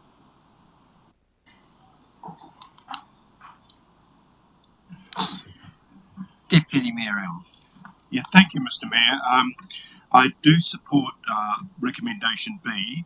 I get the two principles that are in my mind in terms of shaping how I think about this issue. One is the ability, the wide ability of people to access the beach, that the beach should be a place that is inclusive, that people, a wide range of people, including those who otherwise would not be able to access the beach, that they can do so. The second principle in my mind is about the special character of Waikawa Beach. It is one of our remoter beaches. It's one that has that special sense of being out there, you know, as opposed to the Waitariri or the Foxton Beach or whatever, which is very peopled and very intense. So I think it's important for me that value that it is a beach that has that sense of a remoteness of being out there is important in terms of how we look after that particular beach. And clearly, a bylaw, the existence of a bylaw, can address those sorts of issues. When it comes to my reasons for supporting option B, it is a time to decide. We do need to do something, and there is clear consensus, as I understand it, around the community, strong consensus that there be a trial, strong consensus that it's about education and it's about monitoring the results of that trial, strong consensus that there needs to be a long-term solution, that a trial that doesn't lead to some permanent outcome is not valuable at all. And the fourth and final thing is strong support for a bylaw. And absolutely I align with those values, and I think that speaks to the community at Waikawa Beach too. So the two principles which guide my decision making, and I do want to underline that one about the special character of the beach, because not all beaches are the same, and that one is defined, I think, by its special remote character, but also around saying whatever we do, it needs to have this sense from the inhabitants of Waikawa Beach that there is a fair trial that leads to some permanent outcomes. Thank you. Councillor Mitchell-Kiddo. Thank you, Your Worship. So my concerns with B at this point is that it doesn't, at this point, look at a lot of considerations that have been raised by the community. So this is a contentious issue. There's been community consultations for a long period of time, and different parts of the community have done amazingly well to come together to look for a combined solution. And some of those community concerns, I don't feel at the moment are actually placed within that section B, and that is the environment in terms of a rare and threatened habitat. We need to look at that in terms of our policy number 11 under our coastal policy. The time limit, I think that needs to be addressed if we were going to look at number B, because we do have residents who have complained about that particular issue. I also think we do need to look at the types of vehicles, because boats at this point, I've been told, cannot fit down there. And while I don't have an issue with vehicles accessing the beach, and I don't have an issue with people going onto the beach, I do have an issue that we don't look at it from an environmental viewpoint, as well as a viewpoint of that part of the community. So I don't understand how boats will be able to get down there at this point. And my concerns, we need to be very specific. We need to include the whole community in terms of their wishes and their wants. And that needs to include the types of vehicles, that needs to include time limits, that needs to include the environment. It also needs to include concerns of damage with the environment. So if there is damage to the environment, what do we do? And time limit. If it's 12 months, is that too long? Is it 6 months? So we need very strong specifics in terms of that. So I would need absolute clarification and support that those issues would be addressed should we option B, if we choose option B, in terms of being able to address the wider community and their concerns. Councillor Fox. Thank you, Mr. Mayor. I am supportive of this option for a number of reasons. While I acknowledge that it is a remote beach that has been enjoyed, we are looking at a solution in a tough environment, financial environment, which brings me to the word environment and ecology that has been constantly bandied about without me seeing significant data on threatened and declining species of fauna and flora. So I think we all know the entire coastline is required to have marram removed and spinifex and ping out planted, but that's the entire coastline. And so I think reinstating a track that's usable for minimum effort is a way of, it's not going to meet everybody in the community's needs, but it's a way forward, particularly at this point in time, if we then consider further actions coming to the table later. Councillor Mason. Thank you, Mayor Burney. I just want to signal that I will support this motion. I was really saddened to discover the disharmony that had occurred out at Waikawa Beach, and that the challenges that have been presented when historically private landowners had provided passage onto the beach, and I've witnessed that over several years, and then to find that had changed, and that this discord and disharmony in what is an idyllic and beautiful beach location had occurred. What I feel that option B provides us with is the opportunity for this to be settled for some time, that it will take care of some of the officer time that's had to be directed at this, and it is significant officer time, and since our election we've heard how we are under pressure financially, and yet when I see the amount of time and cost that's been associated with this with officer time, it causes me some concern. But I think that we have had foreshadowed by Councillor Jennings that there are some options he is looking to put forward. I think that will provide us with some comfort, and the people of Waikawa Beach with some comfort going forward with this situation. But basically at the bottom of this is the beach is a road. People can be on there lawfully. We have some bylaws in place, public places bylaw. We have speed limits on the beach. We do need a beach bylaw. That's something that we do need. But the good people of Waikawa have found a way to get to the beach. I imagine they will continue to do so if we block this beach access off. But what this particular motion gives us is the opportunity to stay involved, to change if we need to act if we need to, but it actually gives the good folk of Waikawa Beach the chance to get on with summer, and I hope enjoy each other's company and enjoy that beautiful and special part of Horowhenua. Kia ora.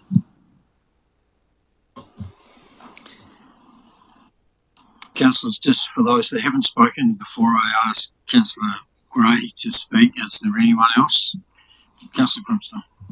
Oh, cool. I've got a question for Councillor Gray to address in his comments with his final talk. So today, when we listened to public participation, there was a clear preference from Walk on Waikawa Representative Jenny Tyrrell that said their bottom line was A, but had a preference for C, with the type and time of day limitations that were in there. We also received some feedback from neighbours. The real point that I got there was temporary. And Deborah Beats from the Waikawa Beach Environmental also used words such as managed and monitored. So I guess what I'm asking for is to you to influence me that within the forthcoming motions that are coming, we've given enough effect to those voices. Because though it may only be three voices echoed, those that have sat around this table and had full galleries in relation to this issue know that that is a very real concern. For me, I land on the majority of the community has expressed support for access. I've heard the need for our horsing community to also be able to use their access as well. I do have concerns regarding how do we protect our environment and ensure that that space in the environmental space is protected. But to Councillor Mason's point, I believe that we've got existing ability to influence that and mitigate that. The reference to anti-social behaviour is a little bit about community and community acting in the right way, but there's also mechanisms via the foreshadowed beach bylaw to try and address some of those behaviours that do happen on our beaches.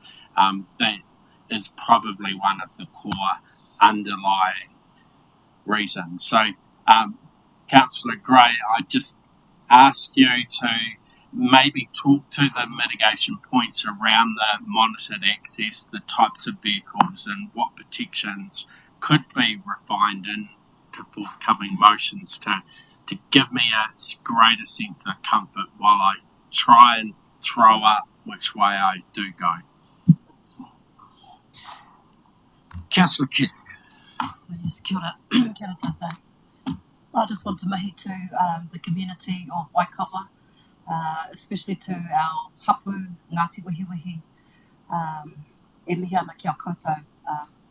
Ko tēnei te uri o Ngāti Whakatere e mihi nei. I come from a background of fishermen and hunter-gatherers. My father was a hunter, come from the King Country, and he hunted the whole of the Tararua. He was also a fisherman who used to also go out to Waikawa, all along Foxton, all along the coastline, with my brothers. And now my sons and our mokopuna do the same thing. So I understand having access onto the beach is not only important to the fishermen or those recreational as well, but to us as Māori kaitiaki, it's mahinga kai. I've had whānau and hapu members who have fished there and provided kai to a lot of our marae in the Horowhenua area for big occasions like the Paukai, where the kingitanga comes to Shannon marae, also for tangihanga. Stopping access onto the moana, I see as being quite a contentious issue. I would support access onto the beach with kaitiakitanga. Now we have this word kaitiakitanga, but it outlines many things that others might not know what kaitiakitanga means. It's guardianship of the whenua. It's guardianship of the land. It's guardianship of the moana, respecting the land and the moana that we walk on. So I would support that, the option B, with the kaitiakitanga, with Ngāti Wehiwehi being there in that place as cultural monitors on site, alongside the community. I come from a small town of Shannon. We can be gatekeepers in our own small town, and the best ones to monitor would be the community.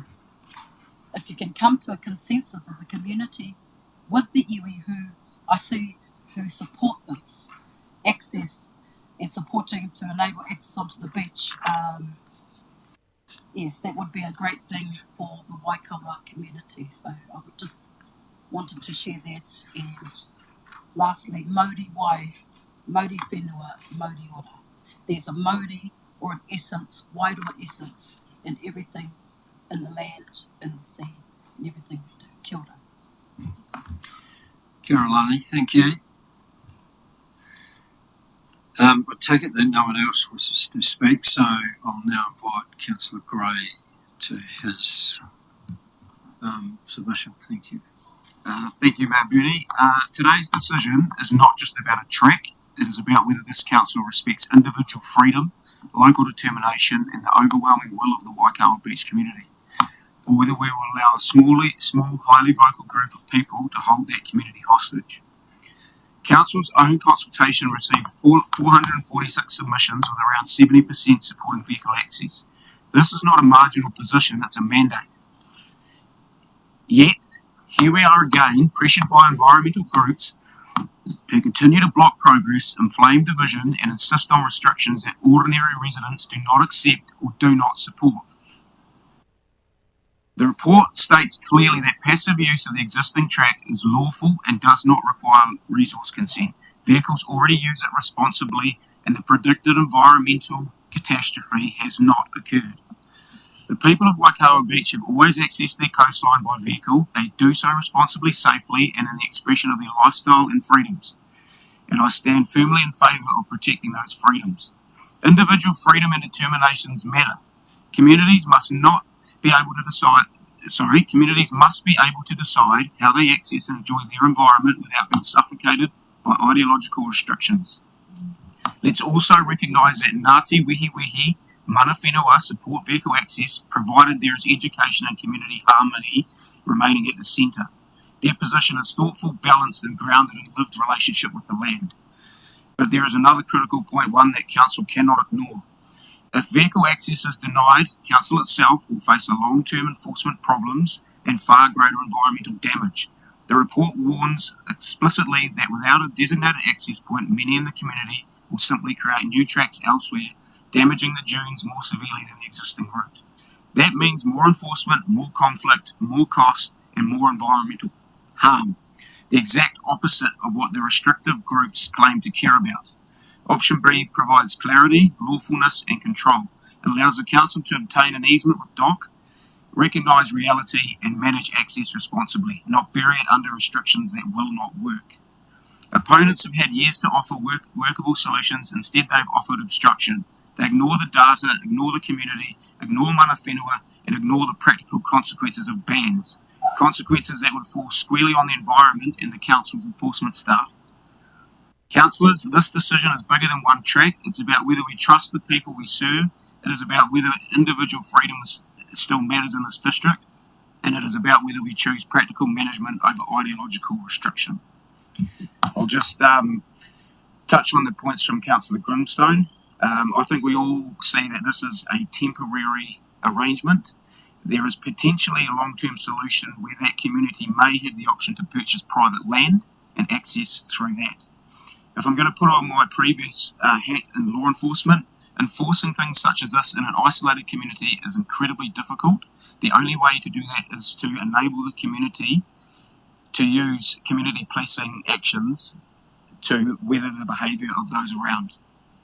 People that do not abide by rules will not abide by those rules regardless of whether there is limitations in place or not. I'll leave it there. Thank you. Thank you. Councillor Jennings, your right of reply. Thank you, Mr. Mayor. First, I'd just like to thank Councillor Mason, Deputy Mayor Allen, and Councillor Ketu for your commentary. I think it had helped sort of paint the picture of where we're at and the various perspectives. Also, to acknowledge the contributions from Councillor Mitchell-Kutab and Councillor Grimstone. Boy, have I got good news for you. Because the additional resolutions that I'm about to talk about in a few minutes, I believe, do speak directly to almost all of the things that you have raised.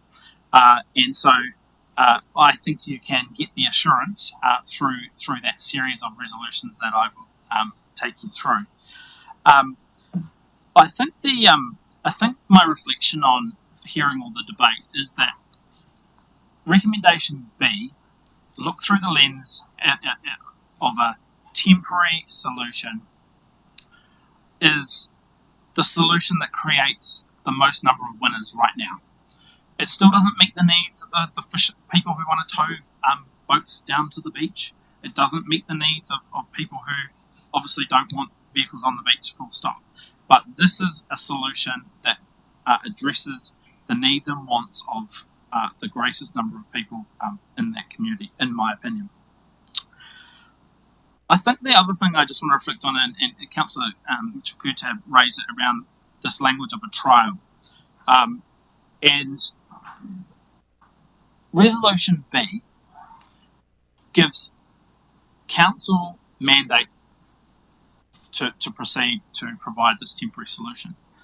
But if everything goes wrong, and people start trying to drive reticulated trucks down the track, for example, or people start wanting to widen the track or whatever, Council has the ability to reverse this resolution. That's the trial. If things aren't going well, Council has the ability to change its mind.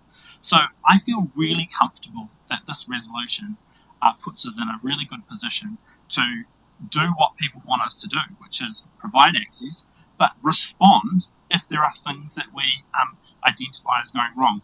And as I say, those additional resolutions, I believe, will only strengthen that picture. So I look forward to taking you through those. All right. So the recommendation is that Council requests officers to seek an easement with DOC and provides vehicle access to the beach across reserve land between 4749 Mangaharau Street, Waikawa Beach.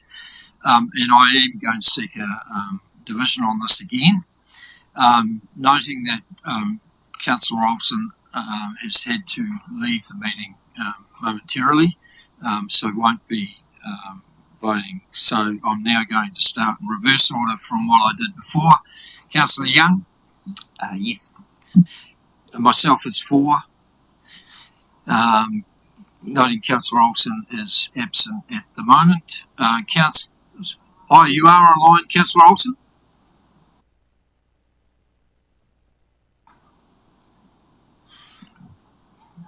No. Councillor Mitchell-Coulthard? No. Councillor Mason? Councillor Kitu? Councillor Jennings? For. Councillor Hori Tapar? Aye. Councillor Grimstone? Aye. Councillor Gray? Absolutely. Councillor Fox? Councillor Barker? Yes. Deputy Mayor Allen? Aye. So the motion is carried. Yes, sorry, I'm for too as well. Oh, sorry, you are there now. Councillor Olsen? Yep, sorry. Yep. For, yep. Yep. Appreciate that. Thank you. All right. So Councillor Jennings has signalled that he wishes to make additional resolutions. Oh, yes, while we're doing that, before we do that, rather, we've got recommendation E as that council requests officers to continue exploring alternative long-term access options, including land acquisition or alternative alignments, and that this work be undertaken within a defined time frame set by council. So, Mr. Mayor, that recommendation I have addressed in my additional recommendations in a changed format, and it comes in a couple of parts. So, right. Let's deal with those first. Yeah. In that case, I'm quite happy to do that. So, as I outlined before, Councillor Jennings is going to introduce these additional resolutions.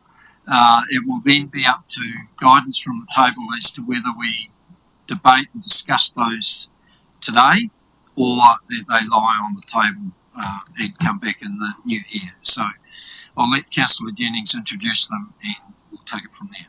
Helpfully, to help elected members and the gallery, I have sent them through to Grayson so that he could put the proposed wording, that these are not motions that have been put, obviously formally, but I think if it's with your permission, Mr. Mayor, it would be useful to have them up on the screen. I'm going to skip over F, which was probably a little bit fluffy to start with, too fluffy for me. We'll go to G. So what I'm proposing there is that council requests officers implement the following measures to support safe and considerate vehicle access via the existing track. So this is a truck and trailer. So we've resolved recommendation B. So this considers measures, which is installation of appropriate signage similar to signage at other beach access locations across the district, with signage also providing guidance on the suitability of the track for certain vehicle types only, and other information relevant to the safe and appropriate use of the track. So, for example, that could be things like don't go off the track, be mindful of horses, be mindful of pedestrians, that kind of thing. So, did you want me to just take these one by one, Mayor Bernie, and put them, or just... Yeah. No, I'd rather have an overall look at them. So before we discuss whether we're going to continue the discussion or not. So a second related resolution there is that council requests officers to work directly with neighbouring residents to identify and implement suitable privacy measures, such as screening, planting, fencing and parking controls, and that a portion of the existing budget be allocated to support agreed mitigation actions. And so that's intended to address the feedback that we've had from the neighbouring property owners. Next was that this speaks to what was the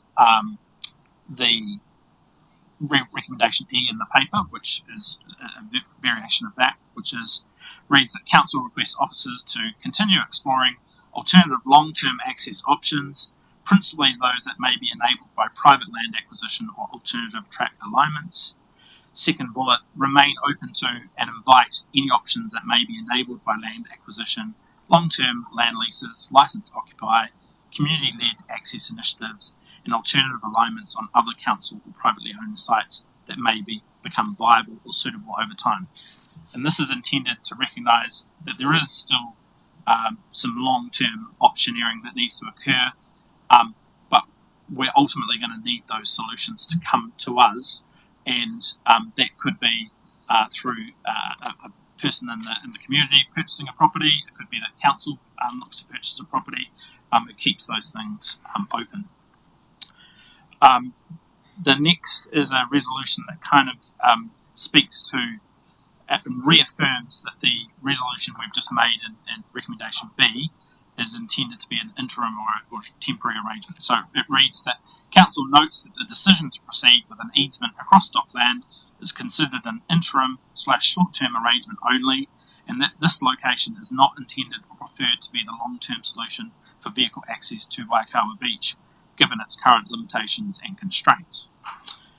And so that then follows with the Council notes that the existing track, even once formalised with an easement on Dockland, will either be replaced by an alternative long-term access option in another location, once confirmed by Council, or it will be subject to further work, including survey work, consenting and physical improvements, should Council determine it appropriate to retain the existing track as the only viable permanent long-term option for beach vehicle access.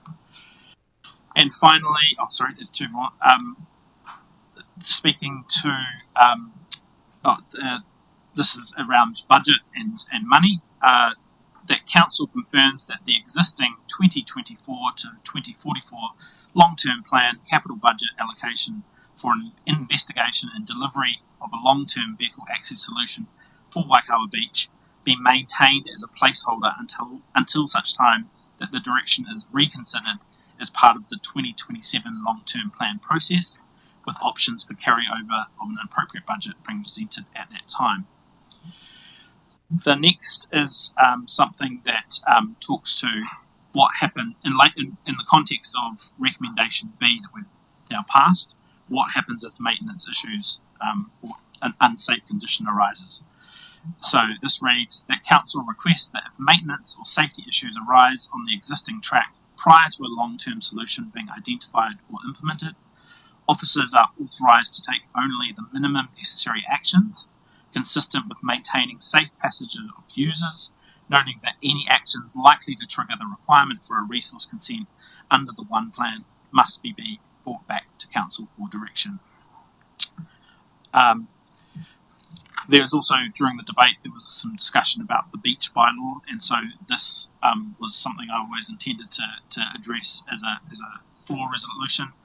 And so this reads that Council requests officers report back to Council by 30 October 2026 with the proposed scope and purpose of a beach bylaw development process, including estimated costs and a potential work program for consideration as part of the 2027 long-term plan process. And finally, this is kind of just to acknowledge the connection to the decision around vehicle access with also an existing decision of Council around the pedestrian footbridge. And that reads that Council notes that planned capital works relating to the pedestrian footbridge are unaffected by the vehicle access resolutions, but also notes that any final approval or permission from the adjoining private property owner who currently permits generously permits pedestrian access beyond the bridge may be contingent on certainty around future vehicle access arrangements at Waikawa Beach. So I apologise for the length and scope of those, but they are intended to pick up on a number of items in the report and are consistent with information contained in the report and would have been quite validly raised as floor resolutions. Thank you. Thank you. Just confirming that you're not putting the suggested F resolution. Correct, yeah, I won't waste the time with it. Thank you. Okay, so I'm now seeking the guidance on the table as to whether you want to discuss those resolutions now or we leave them on the table to early next year. Deputy Mayor Allen. So, Mr. Mayor, look, these 9, now it was 10, but 9 recommendations are absolutely of good intent, and the intent is about giving some level of certainty and detail to recommendation B, which was passed. So absolutely get and understand and applaud Councillor Jennings for what he's seeking to achieve. My concern is that there are 9 of them, that they're quite detailed, that they are new to councillors and that they're new to the public. And they contain quite a significant amount of detail. My view, others may think it's simply clarification, but I think there's quite a level of detail in those, and the challenge of actually debating them, digesting them and debating them today, I think is a step too far. The question I therefore have to ask is this: what would be lost if those were to be brought forward? I think it's January, the first council meeting of next year. If those were to be brought forward via a notice of motion, where both elected members and indeed the public could see what the detail involved in those and have a proper chance to digest them and have an informed debate. So for those reasons, I think I don't want to destroy the intent of them. It's just for me a question of timing, and for me it would be better, more transparent and more measured to have that debate in January of next year. Councillor Gray. I'll take the opposing view. I'd like to just get it sorted today and get some certainty to that community. And there's nothing in there that is of any surprise to me or anyone that's over this issue, as far as I'm concerned. Councillor Mitchell-Kutar. I support Councillor David Allen in terms of being able to give the wider community a chance to have a look at these and read these, especially as they may have things to add or to say in terms of moving forward when we're discussing this. Councillor Fox. Thank you, Mr. Mayor. I'm almost sitting on the fence on this one, but I have to err on the side of Deputy Mayor Allen and Councillor Mitchell-Kutar that it's just a bit too much, even though all the information is been in front of us. I do not have an appetite today to argue over words and semantics on each one of those suggestions, so I would have to go with sending it to next year. Not that I'm against what's in there, it's just a bit too much today. Councillor Barker.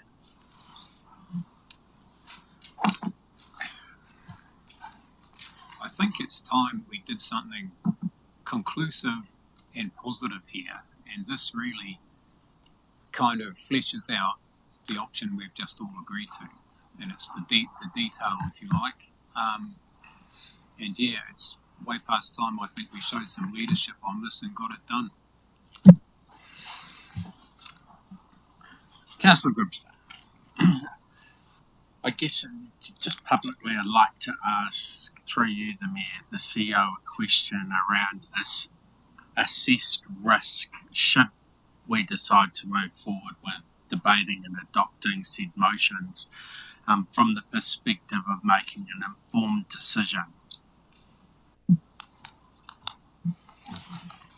Through you, Your Worship, what I want to acknowledge, and I think Councillor Jennings highlighted this in the way he introduced the resolutions, is that understanding orders would be very typical and common for a councillor to raise these on the day.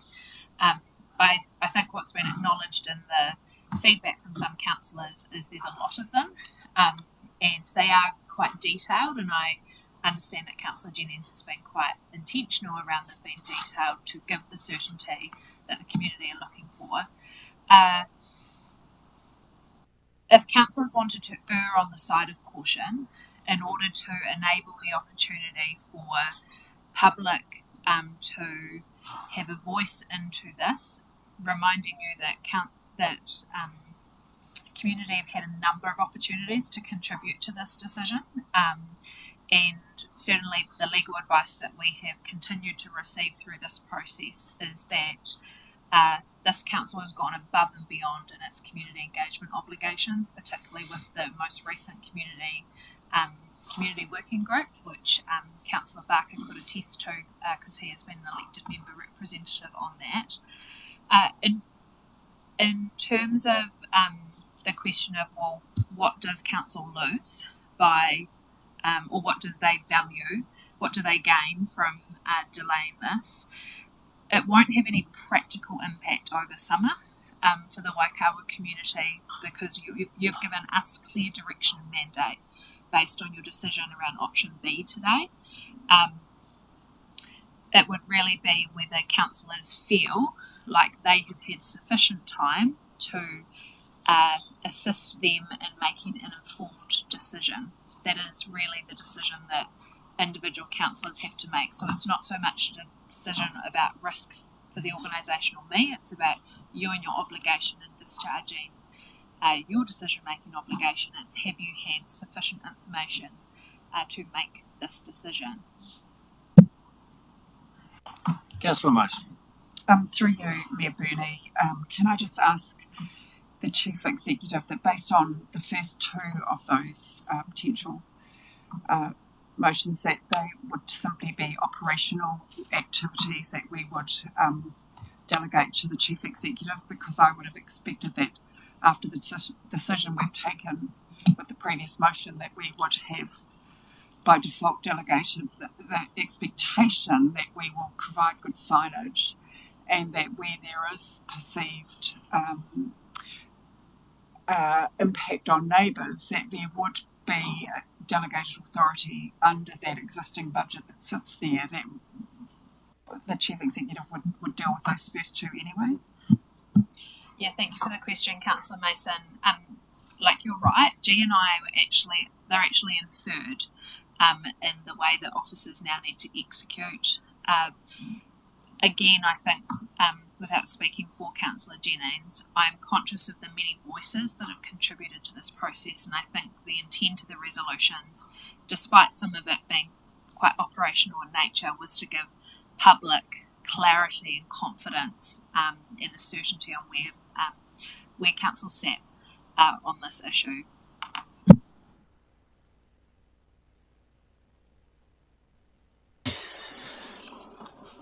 So my own view is that there is nothing in those resolutions that scares me or gives me an allergic reaction that would need significant decision making from this table. Delaying it 3 months, I think, sends a signal that we're not prepared to make decisions almost. In terms of, and I get that some people are scared about the number of resolutions that are there and the amount of information or things that we are asking officers of, but I think this actually strengthens our decision that we made around option B previously. So, but I do need a reasonably clear direction from the table that you are willing to either not proceed or to proceed with these recommendations reasonably well. If it's 50-50, then I don't think there's any option but to leave them on the table. Why don't I test it by just moving? I can either move the entire as a block, or I could take it in sort of thematic pieces, if that would make people more comfortable. Oh, look, yeah, look, I'll move it as a block. Yeah, Mr. Mayor, I'll do that. I'll move. So it will move G to O. I take it that Councillor Barry is seconding that. Okay. So we have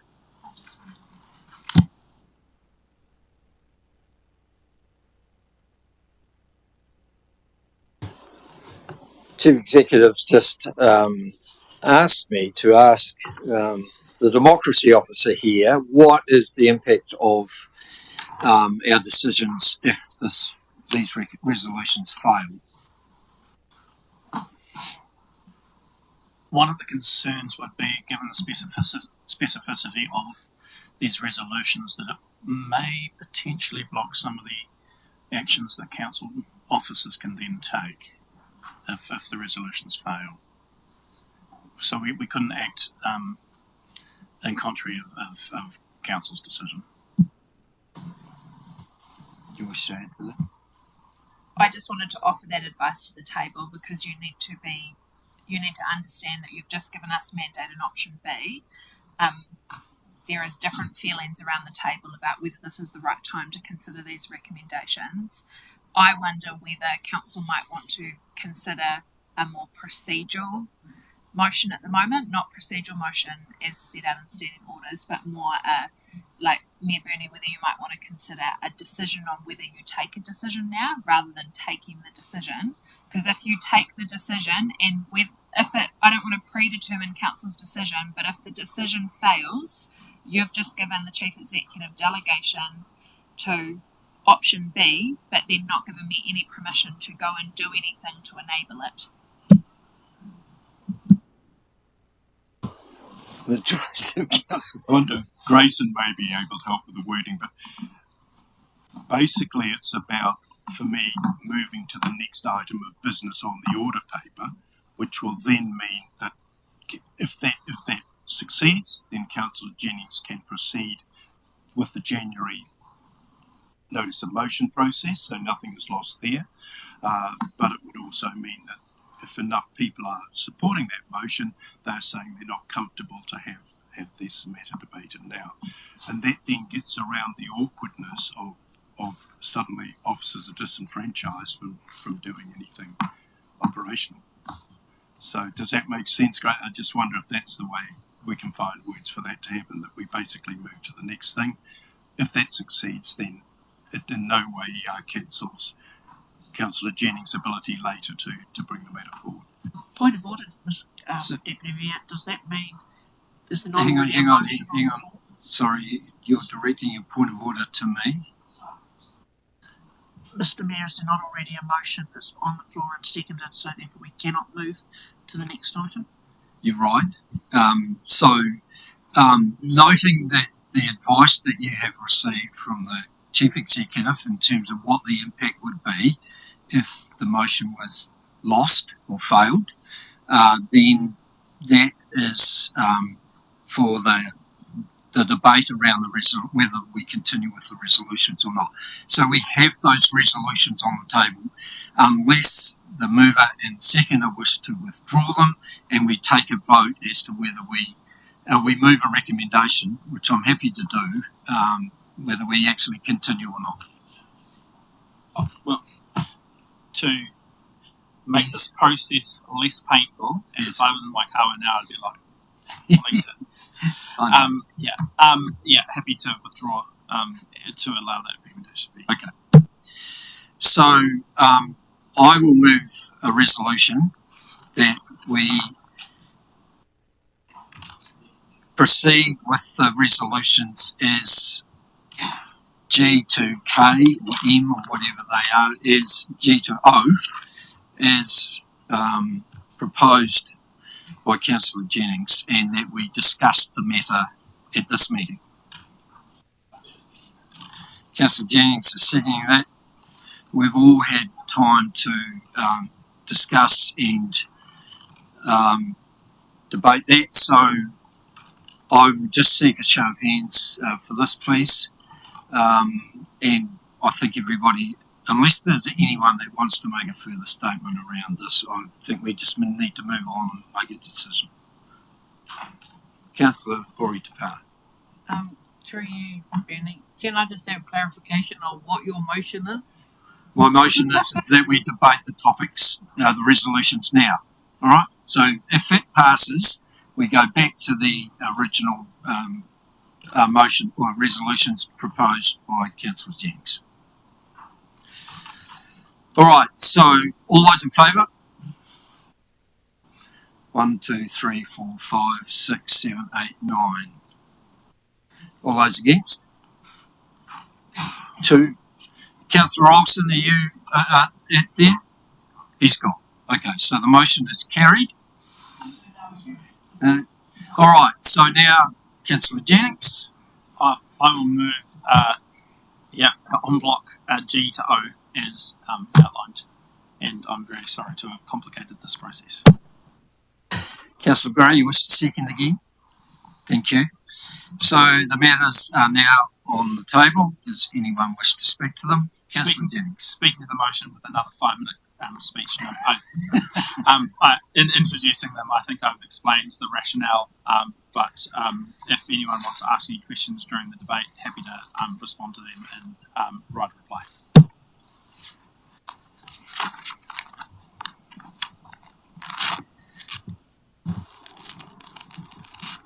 Appears to be no one who would. Councillor Barker?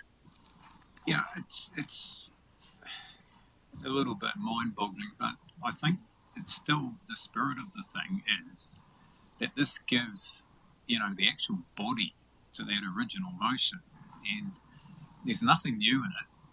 And I really encourage people to sort of think about, this is an add-on to that will only add some nice certainty for Christmas to the Waikawa community. So let's just get it done. All right, so write a reply, Councillor Jennings. Nothing to respond to. Thank you. All right, again,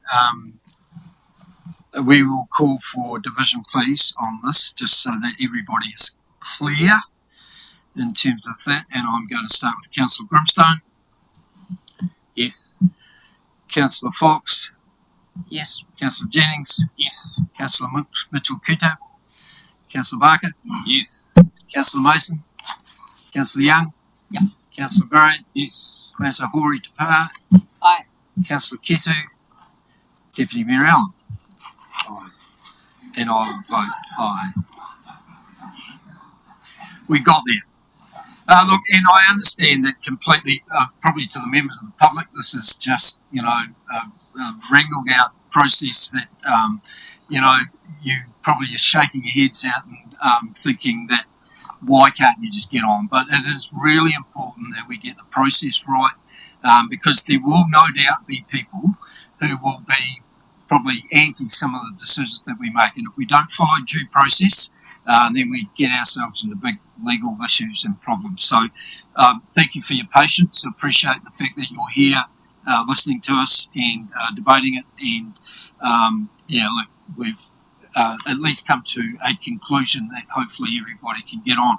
And I do want to acknowledge those members of the Waikawa Beach community who we challenged a year or so ago to come together to try and find a solution to this issue.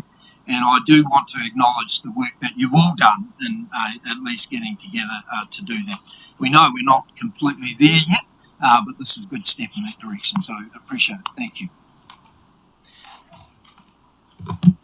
Councillor Mitchell-Kuta. Sorry to be a pain. I didn't realise that was the debate before, that we'd already done the debate. I thought he was just making a comment. So I just wanted to make one comment, if that was possible, in terms of the decision. Well, the decision's been made, so there's little point. I just wanted to make a comment. Pardon? Yes, we have made the decision. We can't relitigate or... It's not relitigating the decision. It was just... Yeah, no, thank you. And you can, in the future, can you let us know this is the time for debate so that I get it? Because it was a bit difficult for me that time, if that's okay. Thank you. I generally do that. Yes. All right, moving on. We've dealt with 8.8. We're now moving to 9.1, the Organisation Performance Report, dated December 2025. And officers are available to answer any questions or clarifications that you might have. And this is an opportunity for councillors to check in. And I know there's been a number of questions about the OPR already, but this is a fantastic report to enable community and everybody to understand what is going on in the organisation and those successes, not so good successes, but challenges and risks that the organisation faces. So if you have any questions about anything that is in the report, now's the time to seek those. Councillor Jennings, thank you. Conscious that people might be sick of hearing my voice, so I'll ask my one and only question. Just a question through the Chief Executive, or maybe it's David. On page 300, 100, there's reference to our work on the Otuanau State Highway revocation process. And I was just hoping to get an update on where we've landed with the discussions and agreements around the principles that we were developing up with NZTA, because that was going to be a really important kind of framing document for that process. Just keen to get an update. Through you, Your Worship. Thank you, Councillor Jennings, for that question. You'll note that the update in the organisation performance report is for the period from 1st of October to 24th of November. And that speaks to a relatively positive level of engagement where officers are contributing, feeding in and connecting with the NZTA revocation team. Today, however, I'd be providing a very different update if I was writing this now. Today we've received the long-awaited response to those revocation principles that you speak of. So we had done some work on those alongside the NZTA team. The NZTA team took those principles and have then been working with their legal team. And the response that has come back has seen a significant shift from what has been discussed in those face-to-face meetings between HDC officers and NZTA officers, to the point where I'd use words like we feel blindsided by the response that has come back. The changes proposed to the principles through that legal input has shifted them to a place that could see council inherit a significant cost, and it's certainly not one that sets us up for positive outcomes for our community. In fact, others might frame it as that the community is being screwed over. We certainly get the sense from that there are parts of NZTA that would seem to want to only take an NZTA view to this process, keeping it very transactional and have little interest in how this will burden our community in the future. So the bit that gives me optimism is that today I've heard you vote for going for growth as one of your key priorities, and that within that it talks about securing a fair revocation deal. And it feels like that will be one of those key challenges and opportunities that will probably define the term of council, and essentially it feels like that challenge and opportunity has started today. So thank you for the question. Just if I could further add to that, Councillor Jennings, before the next question comes, is that information that we've received has been while we've been in the council meeting. And as such, I've instructed the team to seek urgent legal advice on the matter. We have an urgent internal alignment meeting on this tomorrow morning, and we would anticipate that we would brief elected members, but we have raised it directly with Linda Stewart. And yeah, we will, as soon as we get out of council meeting, we will make sure that we share the correspondence with Councillor Jennings, with all councillors. Mr. Mayor, can I make a comment? Is that right? Certainly, yeah. I'll be then very careful about what I say, given what you've just said. That update comes as a significant shock, and it's a real shame that unfortunately there's only one journalist left in the room, because this piece of work is just so critical and has potential for so much impact on our community, and based on what you've said, it feels like a bit of a middle finger. And the fact that it hasn't even been communicated at that governance level as well, where we're supposed to be having a good faith, high trust relationship, just feels actually quite, I really want to swear, so I won't.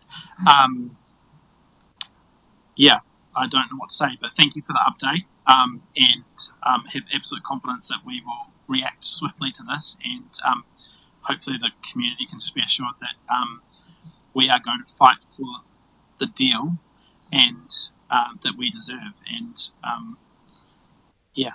thanks. Councillor Mason. If I may make a comment in support of Councillor Jennings.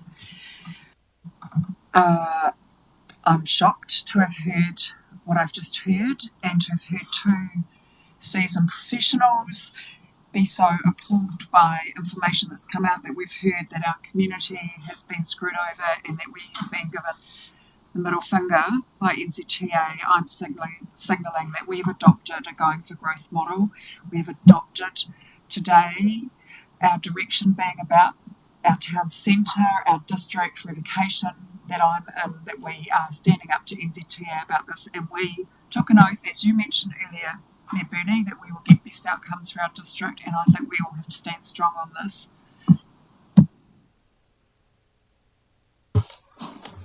Yeah, well, that's taken the gloss off the day. Should we get into the performance?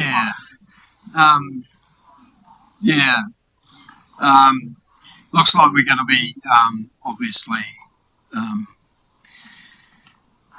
fighting for again the wishes of our community in terms of seeking that. It's blindsided me as well, which is very not good. Anyway, let's leave that aside and just let us contemplate that afterwards. Let's continue with any items that people have around the organisation performance report first, because there's a lot of good stuff in there. Councillor Mason. And in relation to the organisational report, performance report, in my prior term as councillor, we didn't have a document such as this. I appreciate the effort that goes into it, the detail of reporting. I did ask a few questions offline just in relation to some matters that concern me and some factors around staff resourcing, looking into matters of O2NL and that sort of thing, and received reassuring comments back from officers and the chief executive. So I just want to acknowledge and thank you for the organisation performance report that comes to us.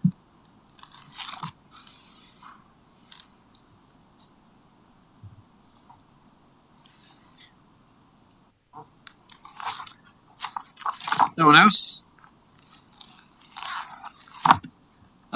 Especially for those new councillors, I just want to reiterate how important this document is, that it's an increasingly valuable tool for you to talk about things with the community that are going on. If you think that we're not bringing the community along, this is the document that you go to understand what is the huge amount of work that is going on in behind the scenes. And I particularly want to acknowledge the Parks and Property team on the green flag endorsement that again we've received for the number of years, and I know there's a heck of a lot of work that goes in to keep our parks and property in the good, fantastic state that it is, and just to receive that acknowledgement is credit to you all. The other item that I was particularly taken with is the fact that we're 97% through installing water meters. I just think that's in terms of what we've signed off with local water done well today, it's a fantastic signal that we're sending to our community that we care about what usage of water we do have. So do want to acknowledge that. I did want to ask Daniel though, just in terms of MacArthur Street, when's that wasn't mentioned in I couldn't find it in the report yet. This morning when I drove out my driveway, I saw 6 signs within 30 metres telling me to go a different direction, and I just wondered how long away we are from completing that. Yeah, obviously the report period, not significant mention of progress or completion. We're acknowledging that the project has gone over time. We've been working with the contractor around that to get the job finished. We obviously had some constraints around timing for work and road closures in the vicinity of the school. The majority of that work in the closure of that intersection will be tidied up this side of Christmas, but it won't be until early in the new year where you see the excavators finally out of the site. That will allow us to get a nice new resale, and we can safely tell the community we won't beg for 80 to 100 years to replace those water main and wastewater pipes. But yeah, appreciate the frustration that the project has certainly gone over time. Thank you. All right. Nothing else? Then let's move on to 9.2, which is our council resolution and actions monitoring report for December. Oh, sorry, we do need to go back to the recommendation A of the OPR. The council receive and note the report, organisation performance report for December 2025, seconded by Councillor Mitchell-Kintab. All those in favour? Against? Carried. Thank you. So the resolution actions monitoring report, is there anything on there that councillors wish to have clarification or have questions of?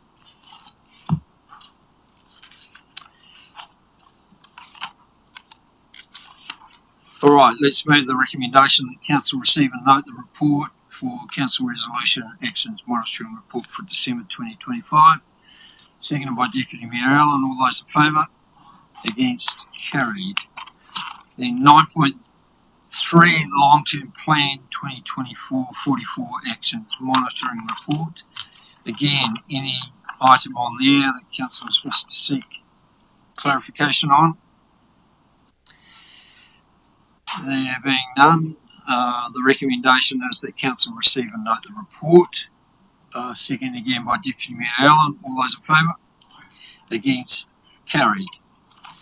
So we now comes to the end of our open agenda, and we're now moving a resolution that we move into public excluded to discuss C1, Levin Town Centre transformation, C2, Okarito Magnolia stormwater connection, C3, Taraika North-South wastewater connection, C4, consideration of applications to the Horowhenua Major Events Fund, C5, Youth Empowerment Fund, and C6, the Council Resolution and Actions Monitoring Report for December 2025. Could I have a seconder for that? Councillor Young, thank you. All those in favour? Against? Carried. So thank you to the members of the public who have been watching online and both in chambers. We'll take a